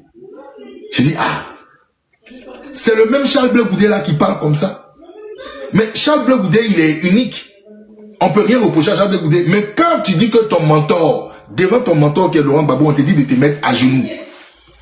Et puis toi, tu sors de là, tu continues de faire meeting en mettant matelas sur ton dos pour dire aux jeunes de sortir, moi j'ai un problème d'éthique. Déjà pour la personne même de Charles Blé Goudé. Mais est-ce que les Ivoiriens ont réfléchi en profondeur par rapport à ces dires? Mais parce que si les médias là, comme NCI ou même M. Charles Blé Goudé, ils ont étudié la mentalité des Ivoiriens. Sinon, cette question-là, elle est fondamentale. Parce que toi, Charles Blé Goudé, tu dis que tu fais la politique parce que Laurent Gbagbo est ton père. Mais toi-même là, on t'a dit de te mettre à genoux. Mais quand tu es sorti de là, tu pouvais même écrire une lettre pour dire, à partir d'aujourd'hui, je soutiens le combat, je me mets en retrait. Même si tu ne rentres pas dans les détails de ton départ. L'histoire te donnera raison à un moment quand tu vas te poser, d'accord, et tu vas expliquer. Et puis tu auras le courage de dire, moi Charles Blé Goudé, j'étais dans la galaxie patriotique. Qu'est-ce que je n'avais pas? J'avais garde du corps. J'avais tout le monde qui était autour de moi. J'avais des amis parce que mon mentor était au pouvoir. Mais j'ai pris sur moi et je suis parti en pleine vache grasse. Quand c'est comme ça, on dit petit, tu es fort, tu as ta dignité. Mais chez nous en Côte d'Ivoire, là, remarquez bien, eux tous, quand ils sont leur mentor au pouvoir là, ils ne voient pas les défauts. Hein. Ils ne voient jamais les défauts de leur mentor. C'est quand leur mentor maintenant est dans l'opposition. Je vais vous en citer. Kobena Kwasi Adjoumani. Vous avez entendu Adjoumani avant? Est-ce que vous avez entendu Adjoumani avant? Quand Adjoumani a vu que Bédier ne voulait pas forcément faire le RHDP, ils sont allés chez le RDR. Patrick Hachi, le chouchou des chouchous, lui, on l'a pommadé au PDCI. Gbagbo est venu, et c'est pas si Patrick Hachi avait une petite moustache, il était un peu tisse mais un peu clair, jusqu'à Gbagbo même est parti le mettre porte-parole. Il était au PDCI, hein, porte-parole du gouvernement. Et c'est les chouchous quoi. Eux ils rentrent dans les chambres des présidents et tout. C'est les chouchous et c'est les chouchous mielleux. C'est-à-dire eux là, voilà. Je peux vous en citer encore, Duncan, Daniel Kablan Duncan. Lui, il était premier ministre de Bédier avant le coup d'État. Il était même directeur de cabinet. Quand Bédier est venu là, ils étaient derrière Bédier. Quand ils ont vu que Bédier commençait à se séparer de Ouattara, ils sont allés à Oussou Jano. Ce nom-là, ça vous dit quelque chose? Si ce n'est pas sous Bédier là, d'accord? Si ce n'est pas sur Bédier là, vous avez entendu ce nom à Oussou Jano quelque part? Bédier a fait des gens. Raymond Goudou Kofi. Ils sont nombreux. Je vais vous citer, la liste, elle est longue. Elle est longue. Et eux là, quand le boss est au pouvoir là, hein, quand le boss est au pouvoir, il ne parle pas. C'est quand le boss s'en va, d'accord, quand le boss s'en va, ils deviennent bavards. C'est là, ils voient des reproches, ils voient des choses. Et cette manière de faire la politique n'est pas bonne. Donc, je dis, ils sont bien, vous allez mettre des noms à la liste. Alors, c'est un message en même temps que je passe aux gens de Ouattara qui me suivent. Moi, je ne suis pas prophète, mais notez ce que je vais vous dire. Quand le bateau RDR, parce que moi je ne dis pas RHDP, parce que l'essence même, le creuset du RHDP, c'est le RDR. Moi, c'est le RDR qui est le noyau, la boîte noire du RHDP. Pour moi, le RHDP, c'est comme un plat où il y a des vautours. Mais vous savez qu'autour des vautours, si les vautours sont nombreux, au milieu là, vous regardez, il y a des lions, il y a des fauves. Le creuset du RDR, quand ça va commencer à tanguer, ce que je suis en train de vous dire aujourd'hui pour les autres partis là, vous serez étonnés. Les plus irréductibles et les plus, d'accord, les plus fidèles, vous allez voir comment les gens vont changer. Le pouvoir est vilain. La victoire, elle a beaucoup de pères. Mais la défaite là, elle est orpheline. Ce que vous voyez sur les gens de l'opposition aujourd'hui là, c'est parce qu'ils sont orphelins. Et ils n'ont pas appris à retomber sur les pieds. Ils sont des gens, en fait, qui viennent, bon, je ne vais pas dire tous, mais beaucoup se disent que par la politique, on peut s'en sortir. Et on peut arranger beaucoup de choses. C'est ce qui se passe là. Mais je vais revenir sur le cas de notre très cher Ousmane. Écoutez bien ce qu'il dit. Il dit à son point de vue à lui. Est-ce qu'on retient comme bilan de cette collaboration, de ce front commun avec le PPACI? À titre personnel, je pense que nous n'aurions pas dû prendre la ligne que nous avions prise. D'accord. À titre personnel, je pense que ce n'est pas une ligne que nous aurions dû prendre. Parce que la façon dont nous avons vendu notre président Thiam, le président Thiam est de l'or pour moi. Et nous avons vendu de l'or comme si nous vendions du caillou. Et une taupe que vous appartenez en réalité au RHDP. Il parle en son nom, en son titre personnel. Il est un cadre d'un parti qui s'appelle le PDCI RDA. Jusqu'à preuve du contraire, je n'ai pas vu un communiqué du PDCI RDA, d'accord, qui a dit à ce cadre, d'accord, que ses propos n'engagent que lui, mais étant au PDCI RDA, d'accord, ils ne sont pas en phase avec ses propos. Mais il dit quelque chose. Nous avons vendu. Mais c'est rendre même d'accord M. Thiam Petit. En quoi les gens, les militants du PDCI, qu'est-ce que les militants du PDCI pouvaient faire? Donc, je me pose la question. Qu'est-ce que les militants, qu'est-ce que le PDCI pouvait faire en 2025 et qu'on ne sait pas? Parce que tout à l'heure, le président Fonigaman Diomandé a écrit qu'il y avait une mauvaise stratégie. Venez nous expliquer votre stratégie qui était bonne à faire. Et puis on ne sait pas. Parce que je tiens à vous rappeler, hein, M. Tidjane Thiam, ils ont ressorti un article, l'article 48 du Code de nationalité contre Tidjane Thiam. C'est pas un truc, hein.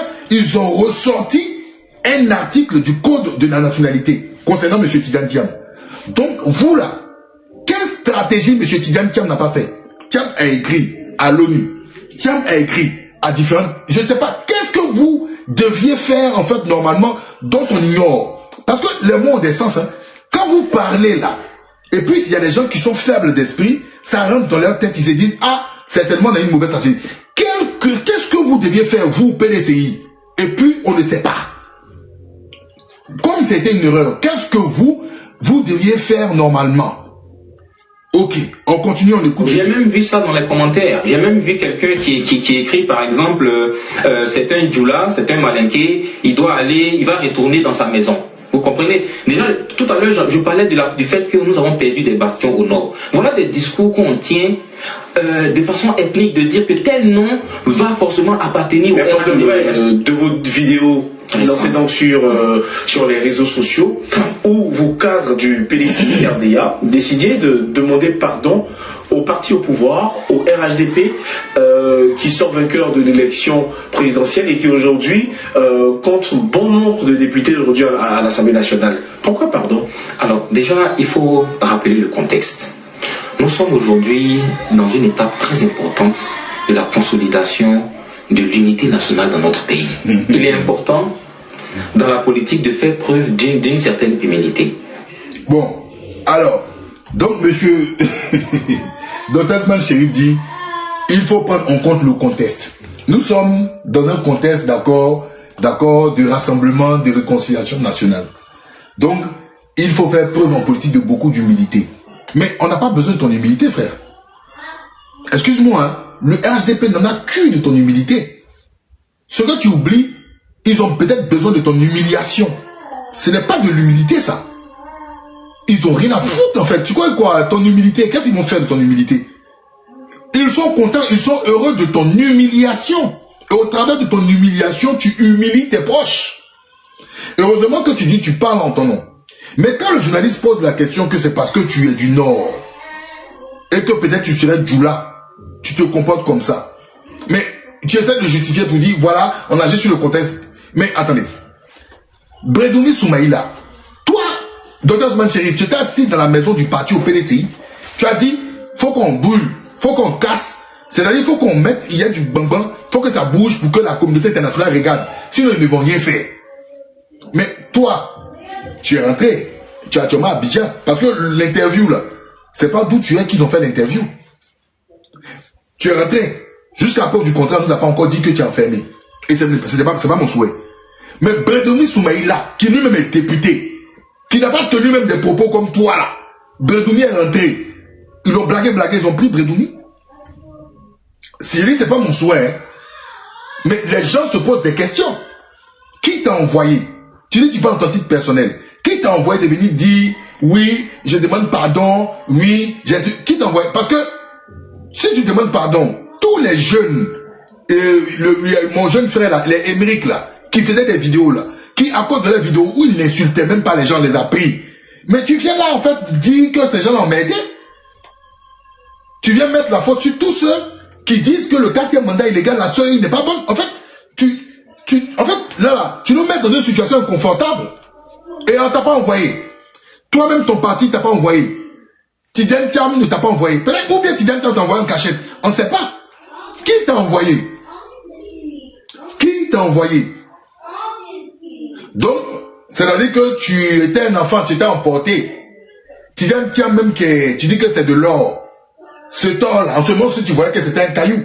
Parce que tu te comportais avec beaucoup de zèle comme les autres, comme si Thiam était un caillou. C'est maintenant tu es assis là, Thiam est devenu de l'or à tes yeux. Ah frère, en tout cas, nous, on ne travaille pas dans les pierres précieuses, mais on sait faire différence quand même entre caillou et puis or. Donc, autant tu pointes du doigt les gens, mais toi-même aussi tu viens exposer ton cas. Non, c'est cette incohérence-là, je n'arrive pas à comprendre, cher ami. Avec tout le respect que j'ai pour toi, je n'arrive pas à comprendre. Ta démarche, elle est quand même bizarre. Donc, ce n'est pas de l'humilité. Ce que tu fais là, ce n'est pas de l'humilité, c'est l'humiliation. D'abord, un, pour ton parcours, d'accord, politique, et de deux, pour ton parti politique. Quand tu dis on a besoin d'humilité, c'est le pouvoir qui doit faire preuve d'humilité. Parce que qui étaient les plus arrogants pendant tous ces mois? C'est eux qui étaient arrogants. En quoi? Qu'est-ce qu'ils ont à foutre de ton humilité, frère? Le RHDP, ils ont à foutre de quoi? En fait, là, le RHDP est dans une démarche de jouissance pour dire, voilà, on vous avait dit, vous allez tourner, vous allez venir nous demander pardon. Vous allez venir vous humilier. Water est trop fort, papa assis, c'est lui qui maîtrise le game. Mais c'est de l'humiliation, frère. C'est de l'humiliation, c'est pas de l'humilité. C'est pas ça l'humilité. C'est de l'humiliation. Parce que ton discours, où tu détaillais les failles de l'État, où tout le monde te regardait avec admiration pour dire, d'accord, ce que tu dis là, c'est vrai.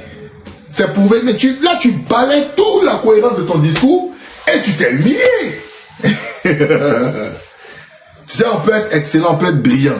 Et puis, devant la médiocrité, si la médiocrité a un canon, on risque d'être ridicule.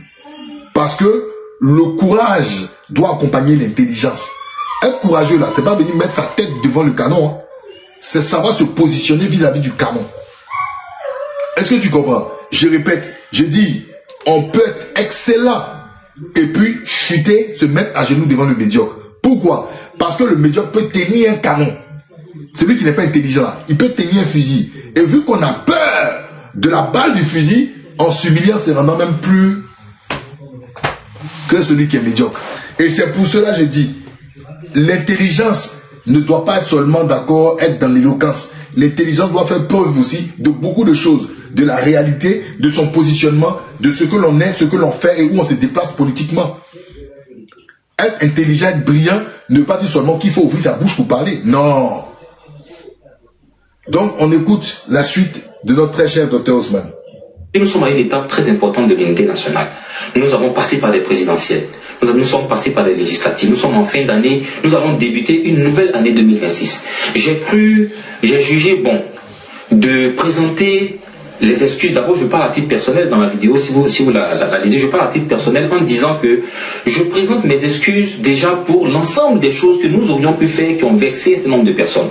Parce que dans la politique, parfois on utilise, en répondant à tout le monde, on peut utiliser des mots, on peut utiliser des expressions qui peuvent toucher, qui peuvent vexer. Moi aussi, il y a certaines personnes, dans tous les partis politiques, il y en a. Des personnes qui veulent être radicales, des personnes qui veulent garder un style extrémiste. Ça n'a rien à voir même avec la radicalité. Parce que, en fait, je viens en commentaire d'une personne qui m'a fait rire. Si le PDCI ne veut plus exister, qu'ils aillent en fait faire une alliance avec le RHDP. D'accord? Si le PDCI RDA avait existé, et ça je m'adresse franchement au PDCI RDA, notez, Si vous voulez exister, d'accord, allez faire une alliance avec le RHDP. Et puis on se donne rendez-vous dans quelques temps. Ça va être très rapide même. Si vous voulez exister, faites. Le RHDP va vous accueillir les bras ouverts. Les enfants de Fou et Boigny seront ensemble. Mais vous allez voir quelque chose. Vous allez comprendre Henri Konan Bédié. Allez faire votre mariage pour le bonheur de la Côte d'Ivoire. Tant que ça sied à la Côte d'Ivoire, super. Et vous allez donner raison à Henri Konan Bédié. Vite, vite, même. Ça va même pas durer. Ça va peut-être même faire même 1 an et demi. 1 an et demi même. Ça va aller très rapidement. Ça va aller très rapidement. Allez-y. Moi, je vous encourage, vous êtes les enfants de Fou et Boigny. Nous, on va regarder, d'accord, la réconciliation des enfants de Fou et Boigny pour le bonheur de la Côte d'Ivoire. Mais vous allez voir dedans. Donc, ce n'est pas interdit, hein. Et même, je pense que ceux qui sont véritablement pour cette alliance-là, déclarez-vous dès maintenant. Moi, je vais assister à cette alliance-là qui va apporter du tonus et de dynamisme sur le terrain. Mais vous donnerez raison à Henri Konan Bédié très vite. Très très vite, même plus que vous ne le pensez. Donc, ça, c'est un conseil, d'accord, d'amis et de frères au PDCI. Allez-y. Allez. Le RHDP vous attend les bras ouverts. Vous verrez. Alors, maintenant, pour continuer sur ce qu'il est en train de dire, il dit nous, et par moment, il dit à titre personnel. Je pense que, pour mon homme la vie, Ousmane Chérif n'est pas venu parler de lui-même. Je pense que derrière Ousmane Chérif, il y a des personnes qui sont avec lui. Et je pense qu'il a reçu aussi des gages et des garanties de certaines personnes du RHDP par rapport à la posture qu'il tient. La posture qu'il tient là, il a certainement eu des gens du RHDP qui lui ont dit il faut rentrer. Rentre, mais il faut d'abord faire une vidéo et il faut présenter des excuses. Mais aussi derrière, quand il tient ce discours, j'ai dit que ce qui est quand même étrange, le parti politique ne dit pas, ne se dissocie pas, d'accord, de la démarche cavalière qu'Ousmane Chérif, d'accord, a eu à faire.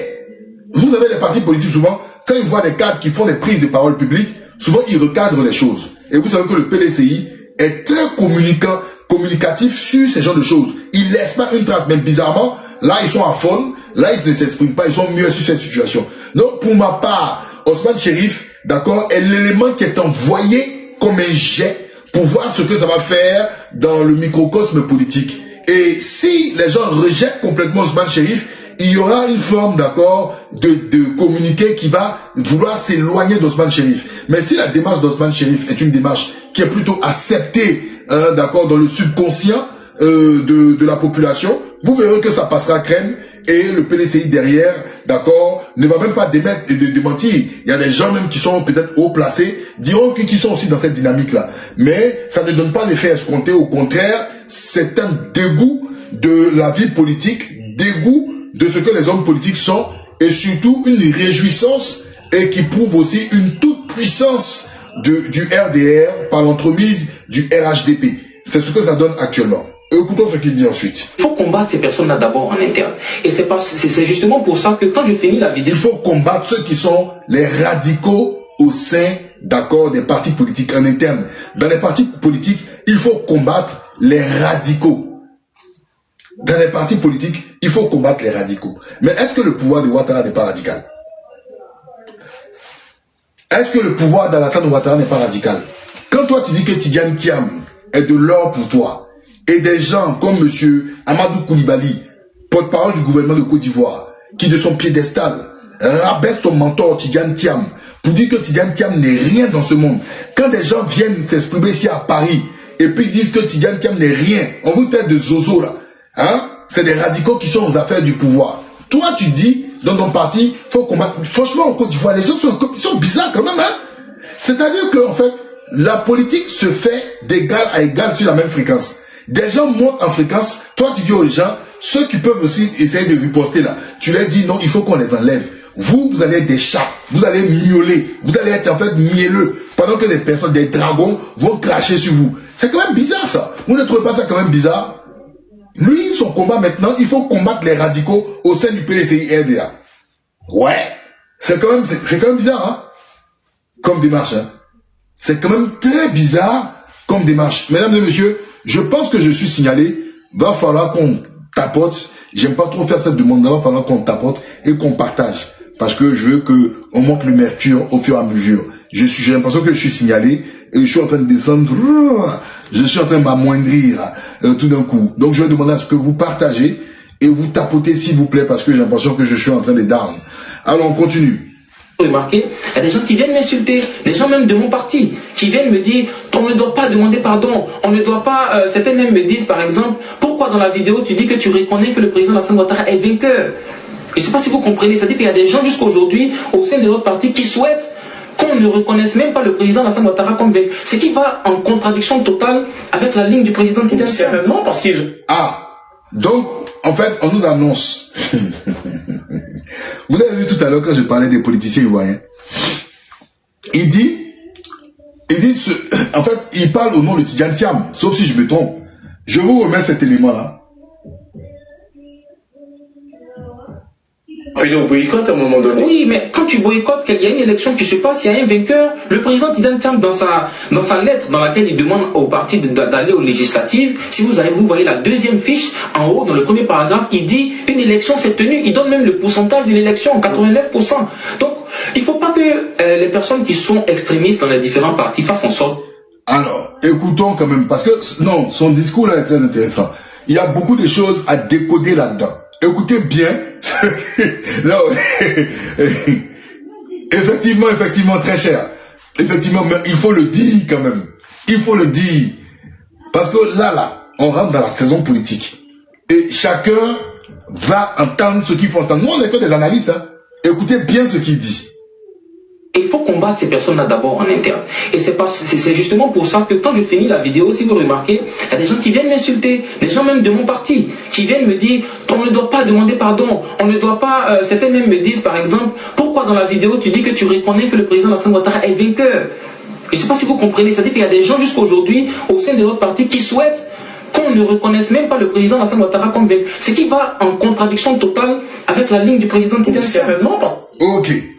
Il dit ce qui va en totale contradiction avec les propos du président Tidiane Thiam. C'est-à-dire que Tidiane Thiam a reconnu que M. Ouattara est vainqueur aux élections. Ah bon. Ah bon, hein. Ok. Mais il n'y a même pas quelques mois, je ne sais pas si c'est la sorcellerie ou je vous ai dit, les Africains, n'allez pas, excusez-moi, je sais qu'il y a beaucoup qui aiment trouver la paix dans les églises, mais les sorciers sont partout. Les sorciers sont partout. Mais, Osman Chérif, tu nous parlais d'anticonstitutionnalité. Il n'y a même pas 4 mois. Tu nous parlais d'anticonstitutionnalité. Tu nous disais qu'il n'y a pas de 4e mandat. Bon, ça là. Attendez. Maintenant, si tu nous dis que c'est Tidiane Thiam. Oui, Dondofou, je vois ton message. Il n'y a pas de problème. Bonne année, Dondofou. Tu nous dis, c'est Tidiane Thiam qui reconnaît Ouattara. Bon, tu sais que les gens Yamsokro sont sortis pour la Constitution. Je ne dis pas que tous ceux qui sont à Yamsokro sont des gens du PDCI. Ce sont des citoyens ivoiriens. Donc tu fais de ces personnes-là des touillards. Est-ce que tu sais ça? Les gens qui sont sortis par rapport à leur Constitution, qui disent qu'il n'y a pas de 4e mandat dans leur Constitution. Tu fais de ces gens-là des touillards. Et tu as pris part au débat il y a quelques mois. Et toi, tu viens nous dire une élection que toi, tu n'as pas soutenue, que ton parti n'a pas soutenue. Tu viens nous dire dans un message par rapport aux élections législatives que M. Tidiane Thiam a reconnu que Ouattara est élu à 80%. Mais en fait, il y a un danger. Il y a un gros danger. Et ce danger-là, d'accord, fait de vous des bandits. Je pèse bien mes mots, des bandits. Parce que ça veut dire que si tu laisses les gens réfléchir et pousser la réflexion loin, vous vous réjouissez du taux que Ouattara a eu à ces élections présidentielles. Parce que ce n'est pas ce qui a été dit dans le message de Tidiane Thiam. Tidiane Thiam a prétesté que le fait que Ouattara ait 80%, vous devez obligatoirement aller aux législatives pour pouvoir participer de telle sorte à avoir la majorité parlementaire. Chose même que je ne valide pas. Mais toi, tu fais de la manipulation en prétestant que Tidiane Thiam a validé, donné la bénédiction de plus de 80% de Ouattara. Bon, vous-même là, dans une élection en Côte d'Ivoire, une élection présidentielle, vous-même qui êtes un parti démocratique, quelqu'un a plus de 80% dans une élection présidentielle, et vous, Parti démocratique de Côte d'Ivoire, PDCI, vous-même qui dites que vous êtes les chantres de la démocratie en Côte d'Ivoire, vous avez ramené le jeu politique, vous en félicitez? Comme si vous êtes des acteurs? Vous êtes en train de faire comprendre aux gens qu'au-delà du combat politique que vous faites, vous étiez au courant, d'accord, de l'aboutissement du projet de Ouattara. Donc vous sous-entendez maintenant qu'il faut rentrer dans les rênes parce que le travail a été fait. Est-ce de la naïveté ou de la médiocrité ou tout simplement de la sorcellerie politique? Moi je dis aux gens, les sorciers là, on vous fait croire qu'ils mettent des balles dans le pied, ils attrapent le cœur, ils mangent les têtes, mais les sorciers, voici les sorciers. Voici les sorciers. Pour moi, il ne faut même pas chercher. Hein, le sorcier, il est là, il est sous nos yeux. Le sorcier, il est là, peuple de Côte d'Ivoire. Et peuple noir. Voici les sorciers. Hein? Je vais vous dire quelque chose. Ouattara Alassane Dramane peut être un sorcier pour les gens. Mais en 2000, lui, sa sorcellerie là, c'est le caviar de la sorcellerie. Ben, ce que tu viens de faire là, mon ami, c'est de la sorcellerie brute. Tu n'es pas fin. C'est une sorcellerie de tocard. Excuse-moi de te dire ça. En 2000, le 28 octobre 2000, Alassane Ouattara fait une interview sur le Parisien. J'ai parlé de cette référence-là. Alassane Ouattara dit, il réclame de nouvelles élections. Laurent Gbagbo est élu à quel taux? Mais c'est un président de fait. You understand? C'est un président de fait. C'est-à-dire, je ne reconnais pas Gbagbo assis là. C'est un président de fait. Mais je demande qu'on reprenne les élections. Ça, c'est Alassane Ouattara. Mais toi là même là, toi tu ne fais même pas ce qu'Alassane Ouattara fait. C'est toi.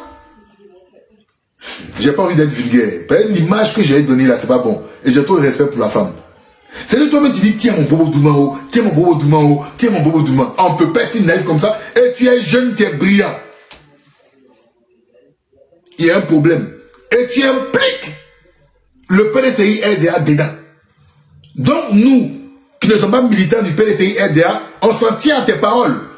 On va demander au PDCI RDA, comme le PDCI RDA, quand la soeur tout ça, il faisait des communiqués. Donc qu'il soit productif sur les communiqués. Sinon nous, on va se proposer sur ce que tu as dit. C'est-à-dire que ce que Alassane Ouattara a eu là, comme taux là, c'est une reconnaissance. Vous avez l'humilité de reconnaître et vous êtes dans ce jeu-là avec Alassane Ouattara. Non, à partir de ce moment où, c'est-à-dire à Yopougon, les Diaoufoué se plaignent de quelque chose, à Makori, vous venez vous plaindre de quelque chose, ne venez pas exposer cela au peuple. Vous vous enfermez à la maison du parti, vous discutez et puis vous envoyez un courrier à la rue Lepic, vous arrangez entre les petits enfants d'Oufo-Boigny et vous discutez entre vous. Ceux qui ont d'autres problèmes pour la Côte d'Ivoire, eux ils vont s'arranger pour trouver d'autres solutions parce qu'on n'est pas dans vos micmacs. Parce que ça là, c'est une affaire de famille. Si tu dis tu impliques le président Tidjane Thiam dedans, si Tidjane Thiam est responsable, il a toujours l'habitude, avec son équipe de communication, avec M. Yapo Kalist, à communiquer, ils doivent complètement se désengager et se démarquer de la posture cavalière dans laquelle M. Ousmane Chéri prend sur lui. Mais quand il dit nous, il dit le Tidjane Thiam, il implique le PDCI, il implique le président Thiam là-dedans. C'est toute cette affaire de cohérence. Si moi, en tant que militant ou cadre d'un parti politique, je vais parler en mon nom, je dis je parle en mon nom, même si je suis militant de ce parti. Mais je ne m'associe aucunement. Tant que le parti politique n'a pas fait de communiqué clair là-dessus, dire que mes propos sont les propos, d'accord, du parti politique ou du président du parti politique. Ce qui sous-entend que je suis un envoyé. Je suis un messie dominici, d'accord, du président du parti. Et ça, c'est clair. C'est clair. Voici la vilaine manière de faire la politique en Côte d'Ivoire. Et nous, quand nous tenons ces propos, on dit non, soit on a 6000 km où on est des personnes radicales. C'est ça la radicalité? Être cohérent dans cette radicale?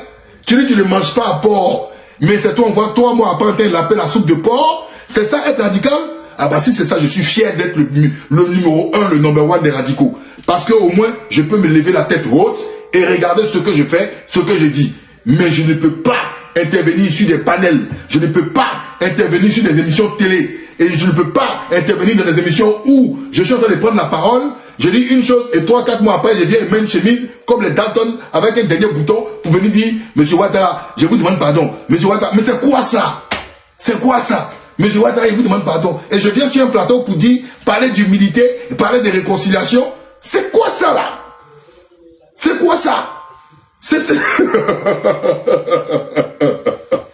appeler au boycott à un moment donné. Oui, mais quand tu boycottes, qu'il y a une élection qui se passe, il y a un vainqueur. Le président Tidjane dans sa lettre dans laquelle il demande au parti d'aller aux législatives, si vous voyez la deuxième fiche en haut, dans le premier paragraphe, il dit une élection s'est tenue, il donne même le pourcentage de l'élection, 89%. Donc, il ne faut pas que les personnes qui sont extrémistes dans les différents partis fassent en sorte que il faut être lucide en politique. Donc, Chérif Osman, nous sommes en Côte d'Ivoire, vous pensez dire la vérité, mais beaucoup... Regardez, il dit le boycott donne un vainqueur. C'est ça qu'il dit la différence entre vous et Alassane Ouattara. La différence entre vous et Alassane... En fait, prenez la peine d'étudier les hommes politiques. Alassane Ouattara là, Alassane Draman Ouattara. Je dis souvent, à cause d'Alassane Ouattara, on m'insulte et je me sens impuissant.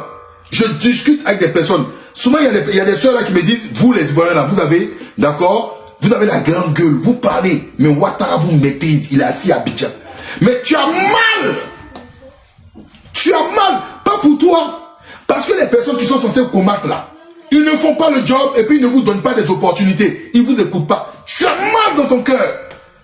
Pas plus tard que même tout à l'heure, j'étais en train de déjeuner avec ma petite soeur. Ma petite soeur m'a regardé, elle m'a dit, mais franchement, qu'est-ce que tu fous à faire des trucs sur la politique? Parce que ton pays ne mérite même pas. Tu viens, tu parles, tu dis les choses sensées, mais ton pays ne mérite pas. Les gens n'ont rien à foutre de ce que tu dis. Mais tu comprends, tu as la vision. Mais tu vas expliquer comment à ta soeur. Ça fait 14 piges que les gens sont dans ces égarements et autres. Donc par moment tu es là, tu te dis, mais tiens, on te regarde, on te dit, frère, tu es brillant, mais ton pays là c'est des toclos. Tu vas mourir pour les politiciens cadeaux. Mais tu es là, tu sais, tu crois ce que tu vas faire. On te dit, tu ne fous rien. Ouattara là, vous parlez à chaque fois, c'est un garçon, il est assis à Abidjan.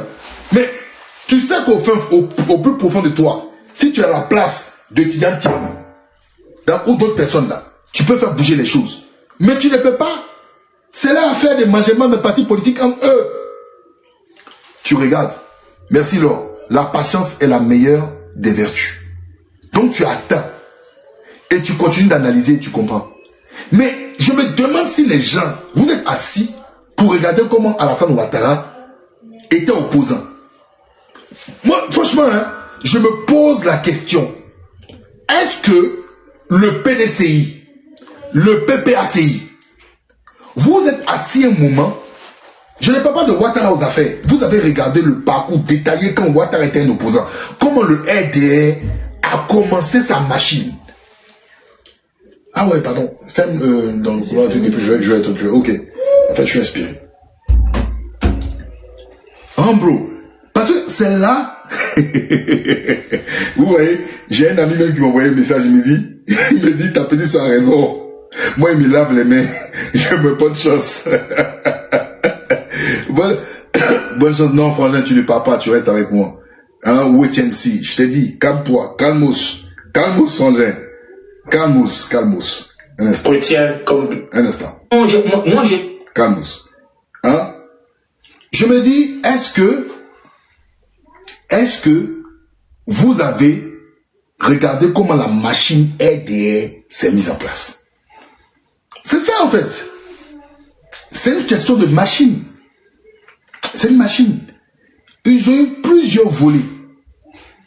Volet identitaire, volet religieux, volet économique international, volet radio. Ils ont travaillé, ils ont développé plusieurs... Et ils savaient comment atteindre la jeunesse, infiltrer la jeunesse. Mais vous faites quoi? Vous faites quoi? Les tontons sont assis là, ils ont leur petite Mercedes, ils sont dans leur truc, ils vont dans les réunions du parti, ils gèrent 3-4 go, hein, ils discutent les salaires, on met un petit peu sur leur compte, ils viennent... Et puis, c'est ça en fait. Ils n'ont rien dans les réseaux, ils viennent à Bengue, ils vont discuter avec 2-3 personnes. En fait, rien. Rien du tout. Aucune vision. Et puis c'est dans ça, hein. C'est-à-dire que toi, tu es dans le peuple, celui qui est en haut, qui doit te servir d'intermédiaire pour trouver des gens, vous êtes dans la même situation. Hein. Tu l'appelles honorable, tu l'appelles tant, il n'a aucune connexion. C'est le gars qui ne se lève pas le matin, il se dit je dois aller faire du lobbying ou je dois créer un réseau pour aller faire du lobbying quelque part. C'est le gars, en fait, lui, tant qu'il a ses intérêts, ses frères d'émolument, il mange tranquillement, il est avec sa petite famille, hein, il gère ses petites go tranquilles. En fait, c'est que ça, quoi. C'est ça, en fait. C'est-à-dire, c'est des gars. Donc, ils n'ont aucune ambition. Et pour eux, le pouvoir, on va mettre ça dans leurs mains. Il y a d'autres qui se sont dit, hey, Thiam est venu. Thiam, il a les mêmes réseaux que Ouattara. Comme Thiam, il a les mêmes réseaux que Ouattara, on va se mettre derrière Thiam. Quand Thiam, ça a commencé à caler, les gars ont commencé à reculer. Voilà. C'est les gars qui sont assis, à ne rien foutre, à porter des chemises en pagne, à l'effigie de leur parti politique, à aller dans les meetings, à aller danser les petits drapeaux. Hein? C'est pas ça, les gars. Ça, on fait ça quand tu es avec des gens comme les Bédier, parce qu'ils sont un peu souples. Tu fais ça avec des gens comme Babo, parce qu'ils sont un peu souples. Mais Ouattara, là, Ouattara, la machine du RDR. Je dis, je vous donne un conseil. Allez faire une alliance entre les enfants de foule. Je vous donne 1 an, vous allez apprécier.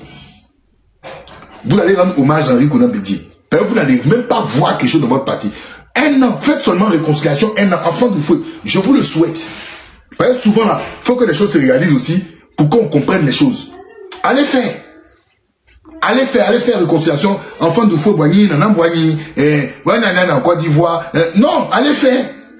Vous allez apprécier. Vous n'allez rien voir dedans. Mais je dis, d'accord, je reviens, je lis la machine du RDR.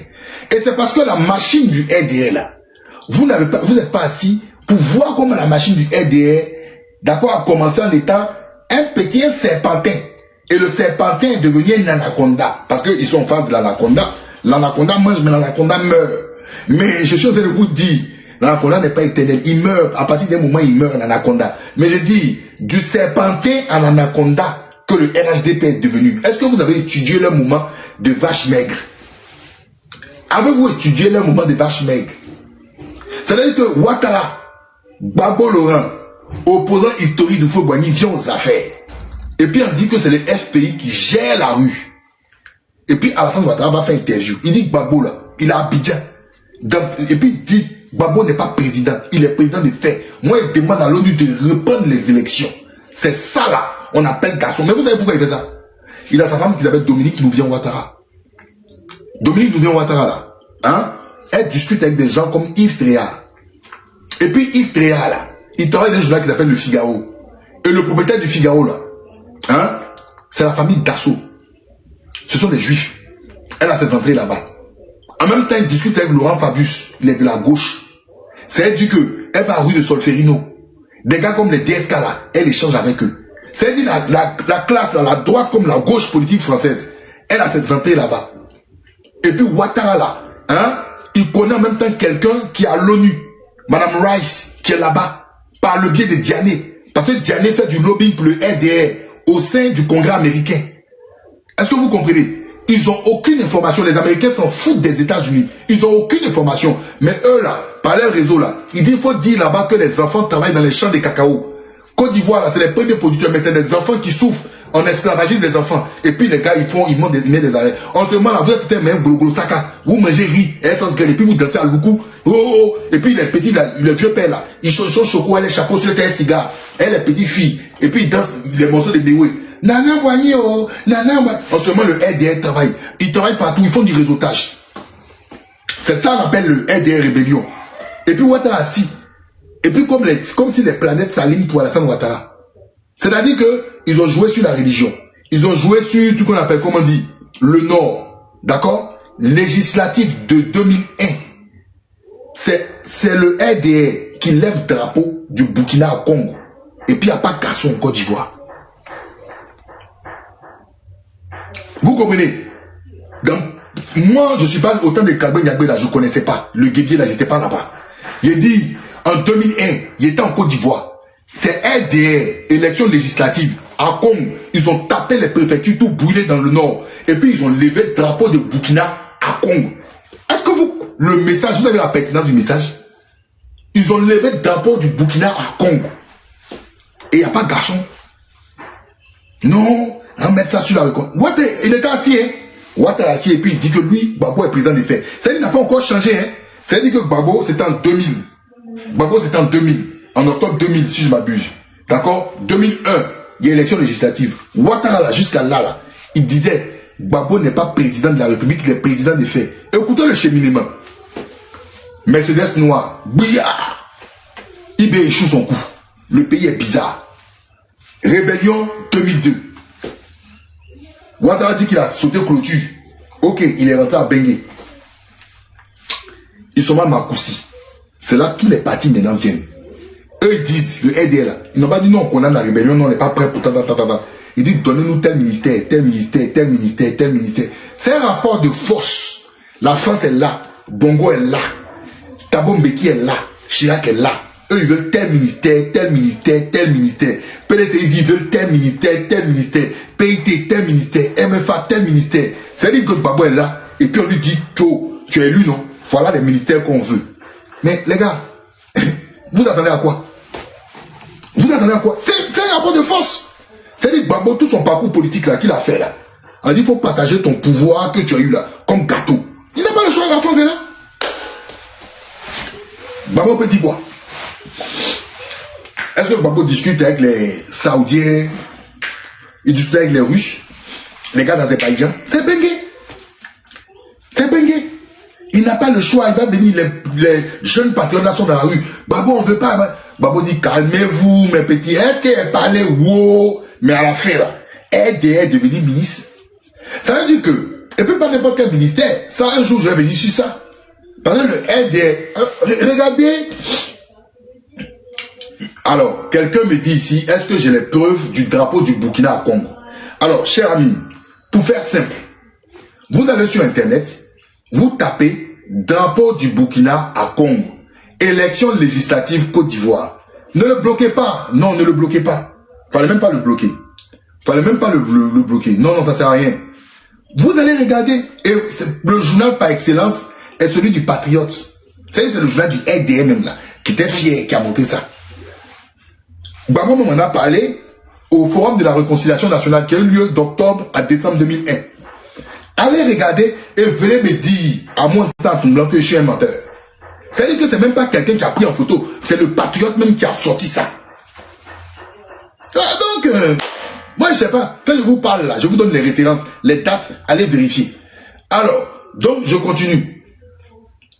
C'est-à-dire que RDL là, eux sont opposants à Gbagbo. Hein. Quand ils sont dans les ministères là, ça signe les contrats, et puis ils mettent leurs petits. Les gars gagnent les contrats, mais ils sont opposants, et ils critiquent Gbagbo, mais ils sont payés. Ouattara, c'est-à-dire qu'il est opposant.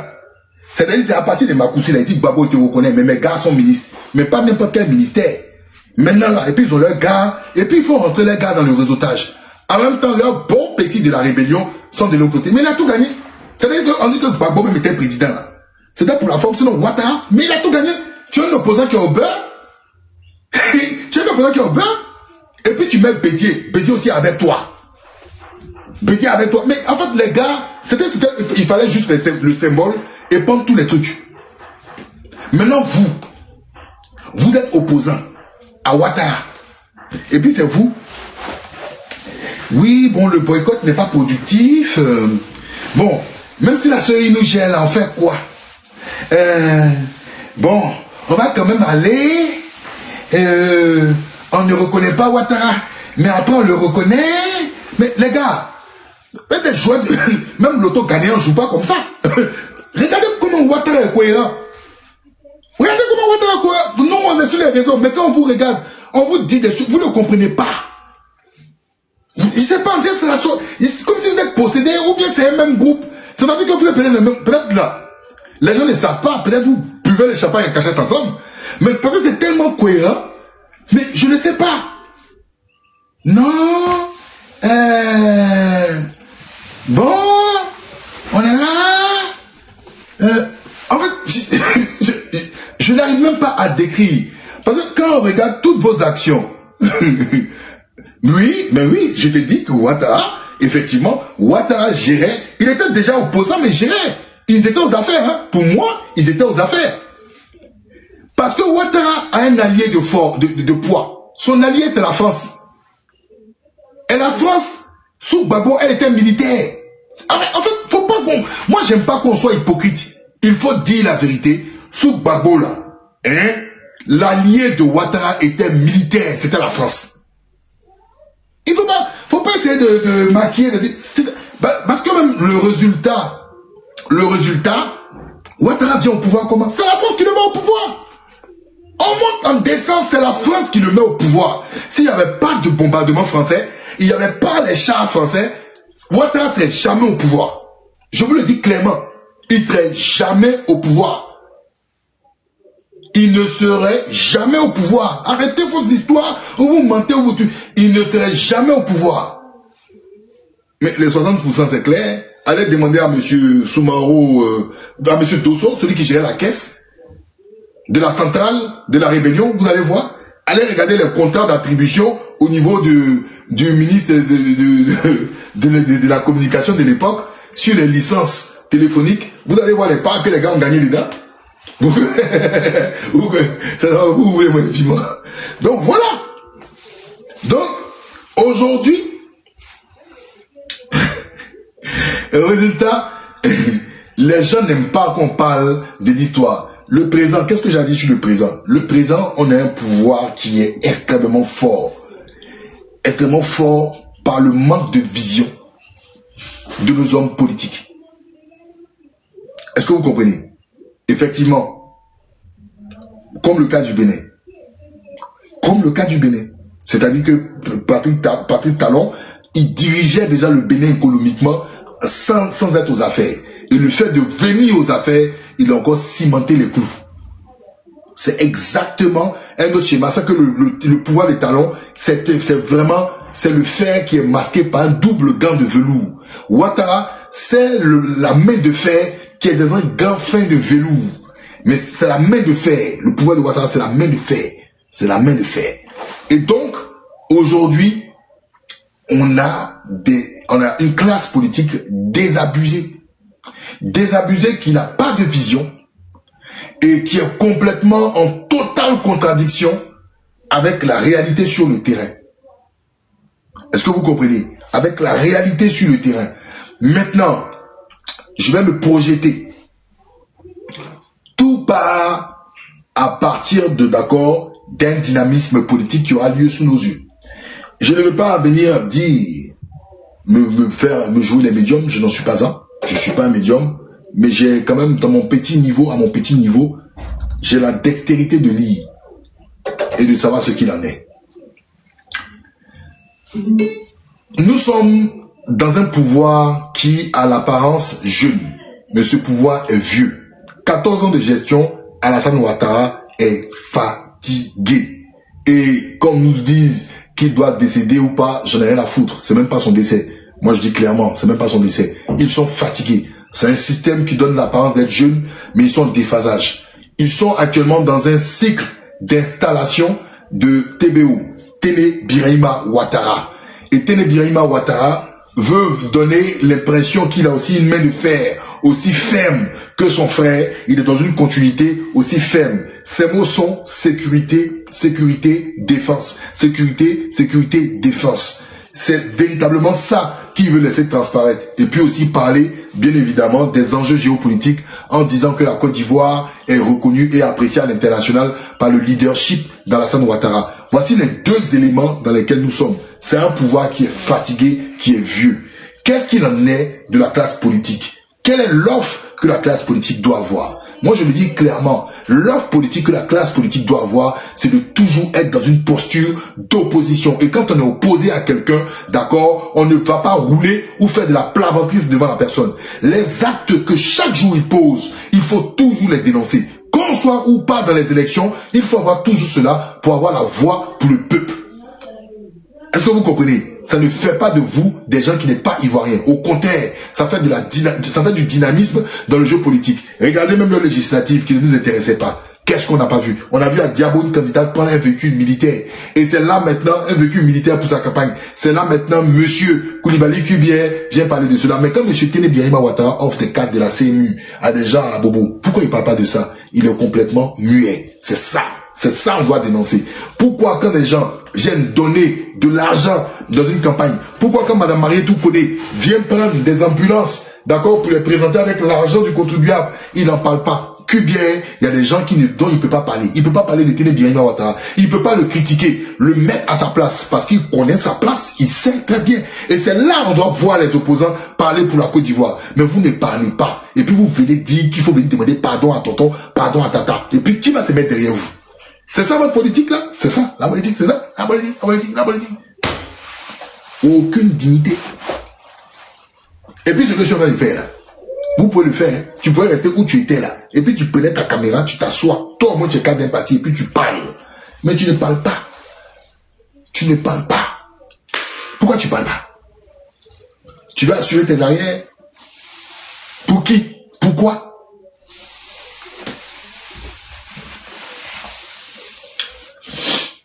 Non, laissez même député intégrer là, c'est du spectacle, ça m'intéresse pas. C'est du grand n'importe quoi.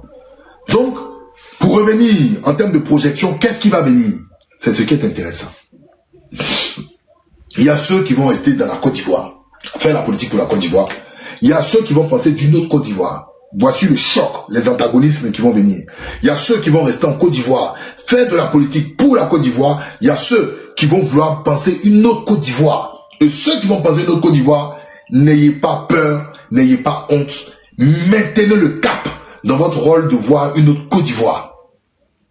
Et cette autre Côte d'Ivoire-là, elle viendra.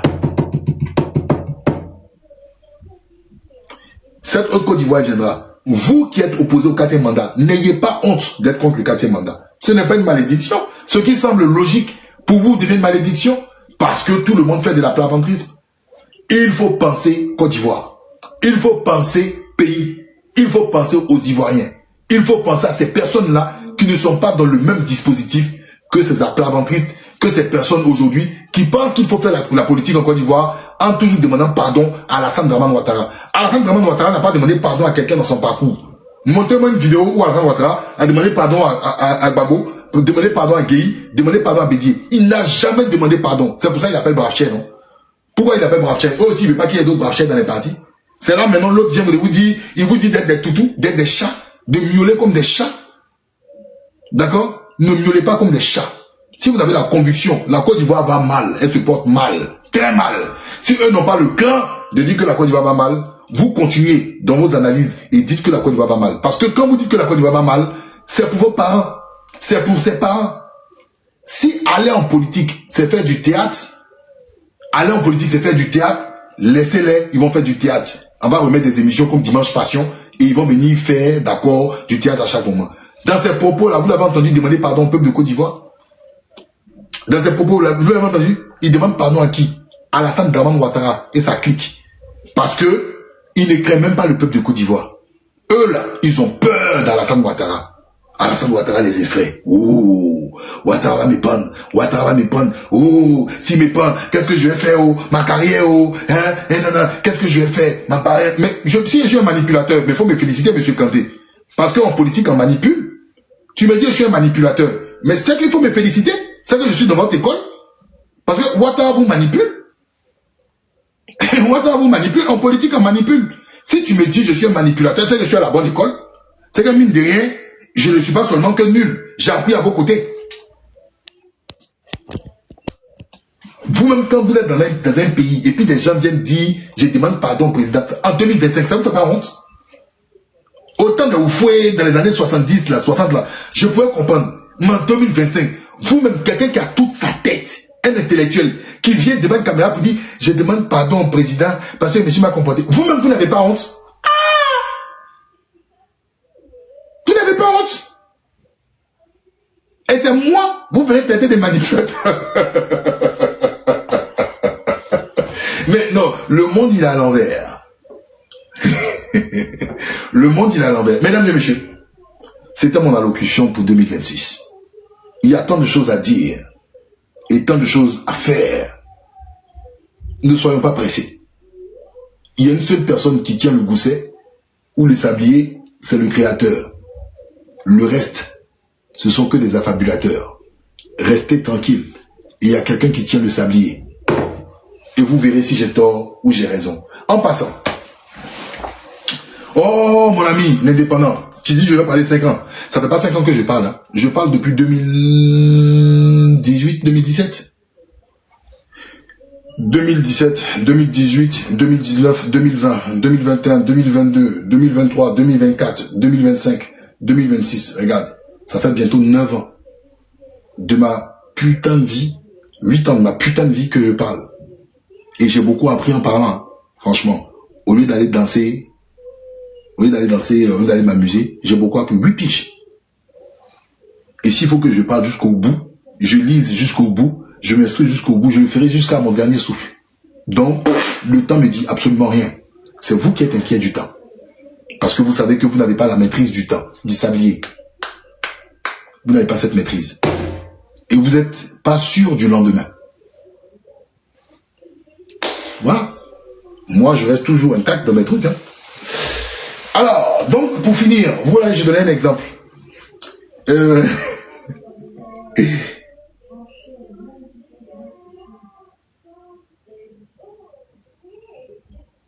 Il y avait les États-Unis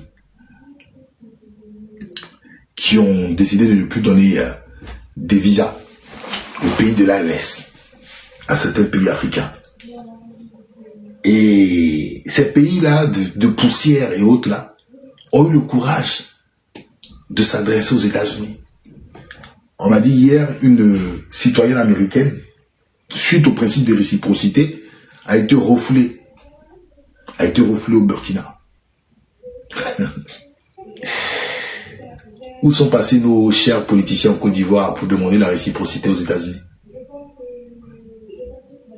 Ils ne sont pas là. Ils préfèrent demander pardon à Papa Alassane. Papa Ado. Pardon. On a mal agi. On veut rentrer dans la patrie. J'aime bien le fait que les fourmis ne craignent, peut-être par ignorance, le coup de pied de l'éléphant. Mais quand l'éléphant voit la fourmi, il est paniqué. J'aime bien cela. J'aime bien rêver. J'aime bien rêver. Mais le rêve fait grandir. Sinon les gens n'auraient pas fait plein d'expériences, plein de choses, parce qu'ils ont rêvé. Nous, on passe notre temps à manger, à tiquer, être rassasié, regarder des filles leur pagne, attends-moi dans la chambre. C'est tout ce qu'on sait faire. Il faut évoluer. Mesdames et messieurs, je vais terminer.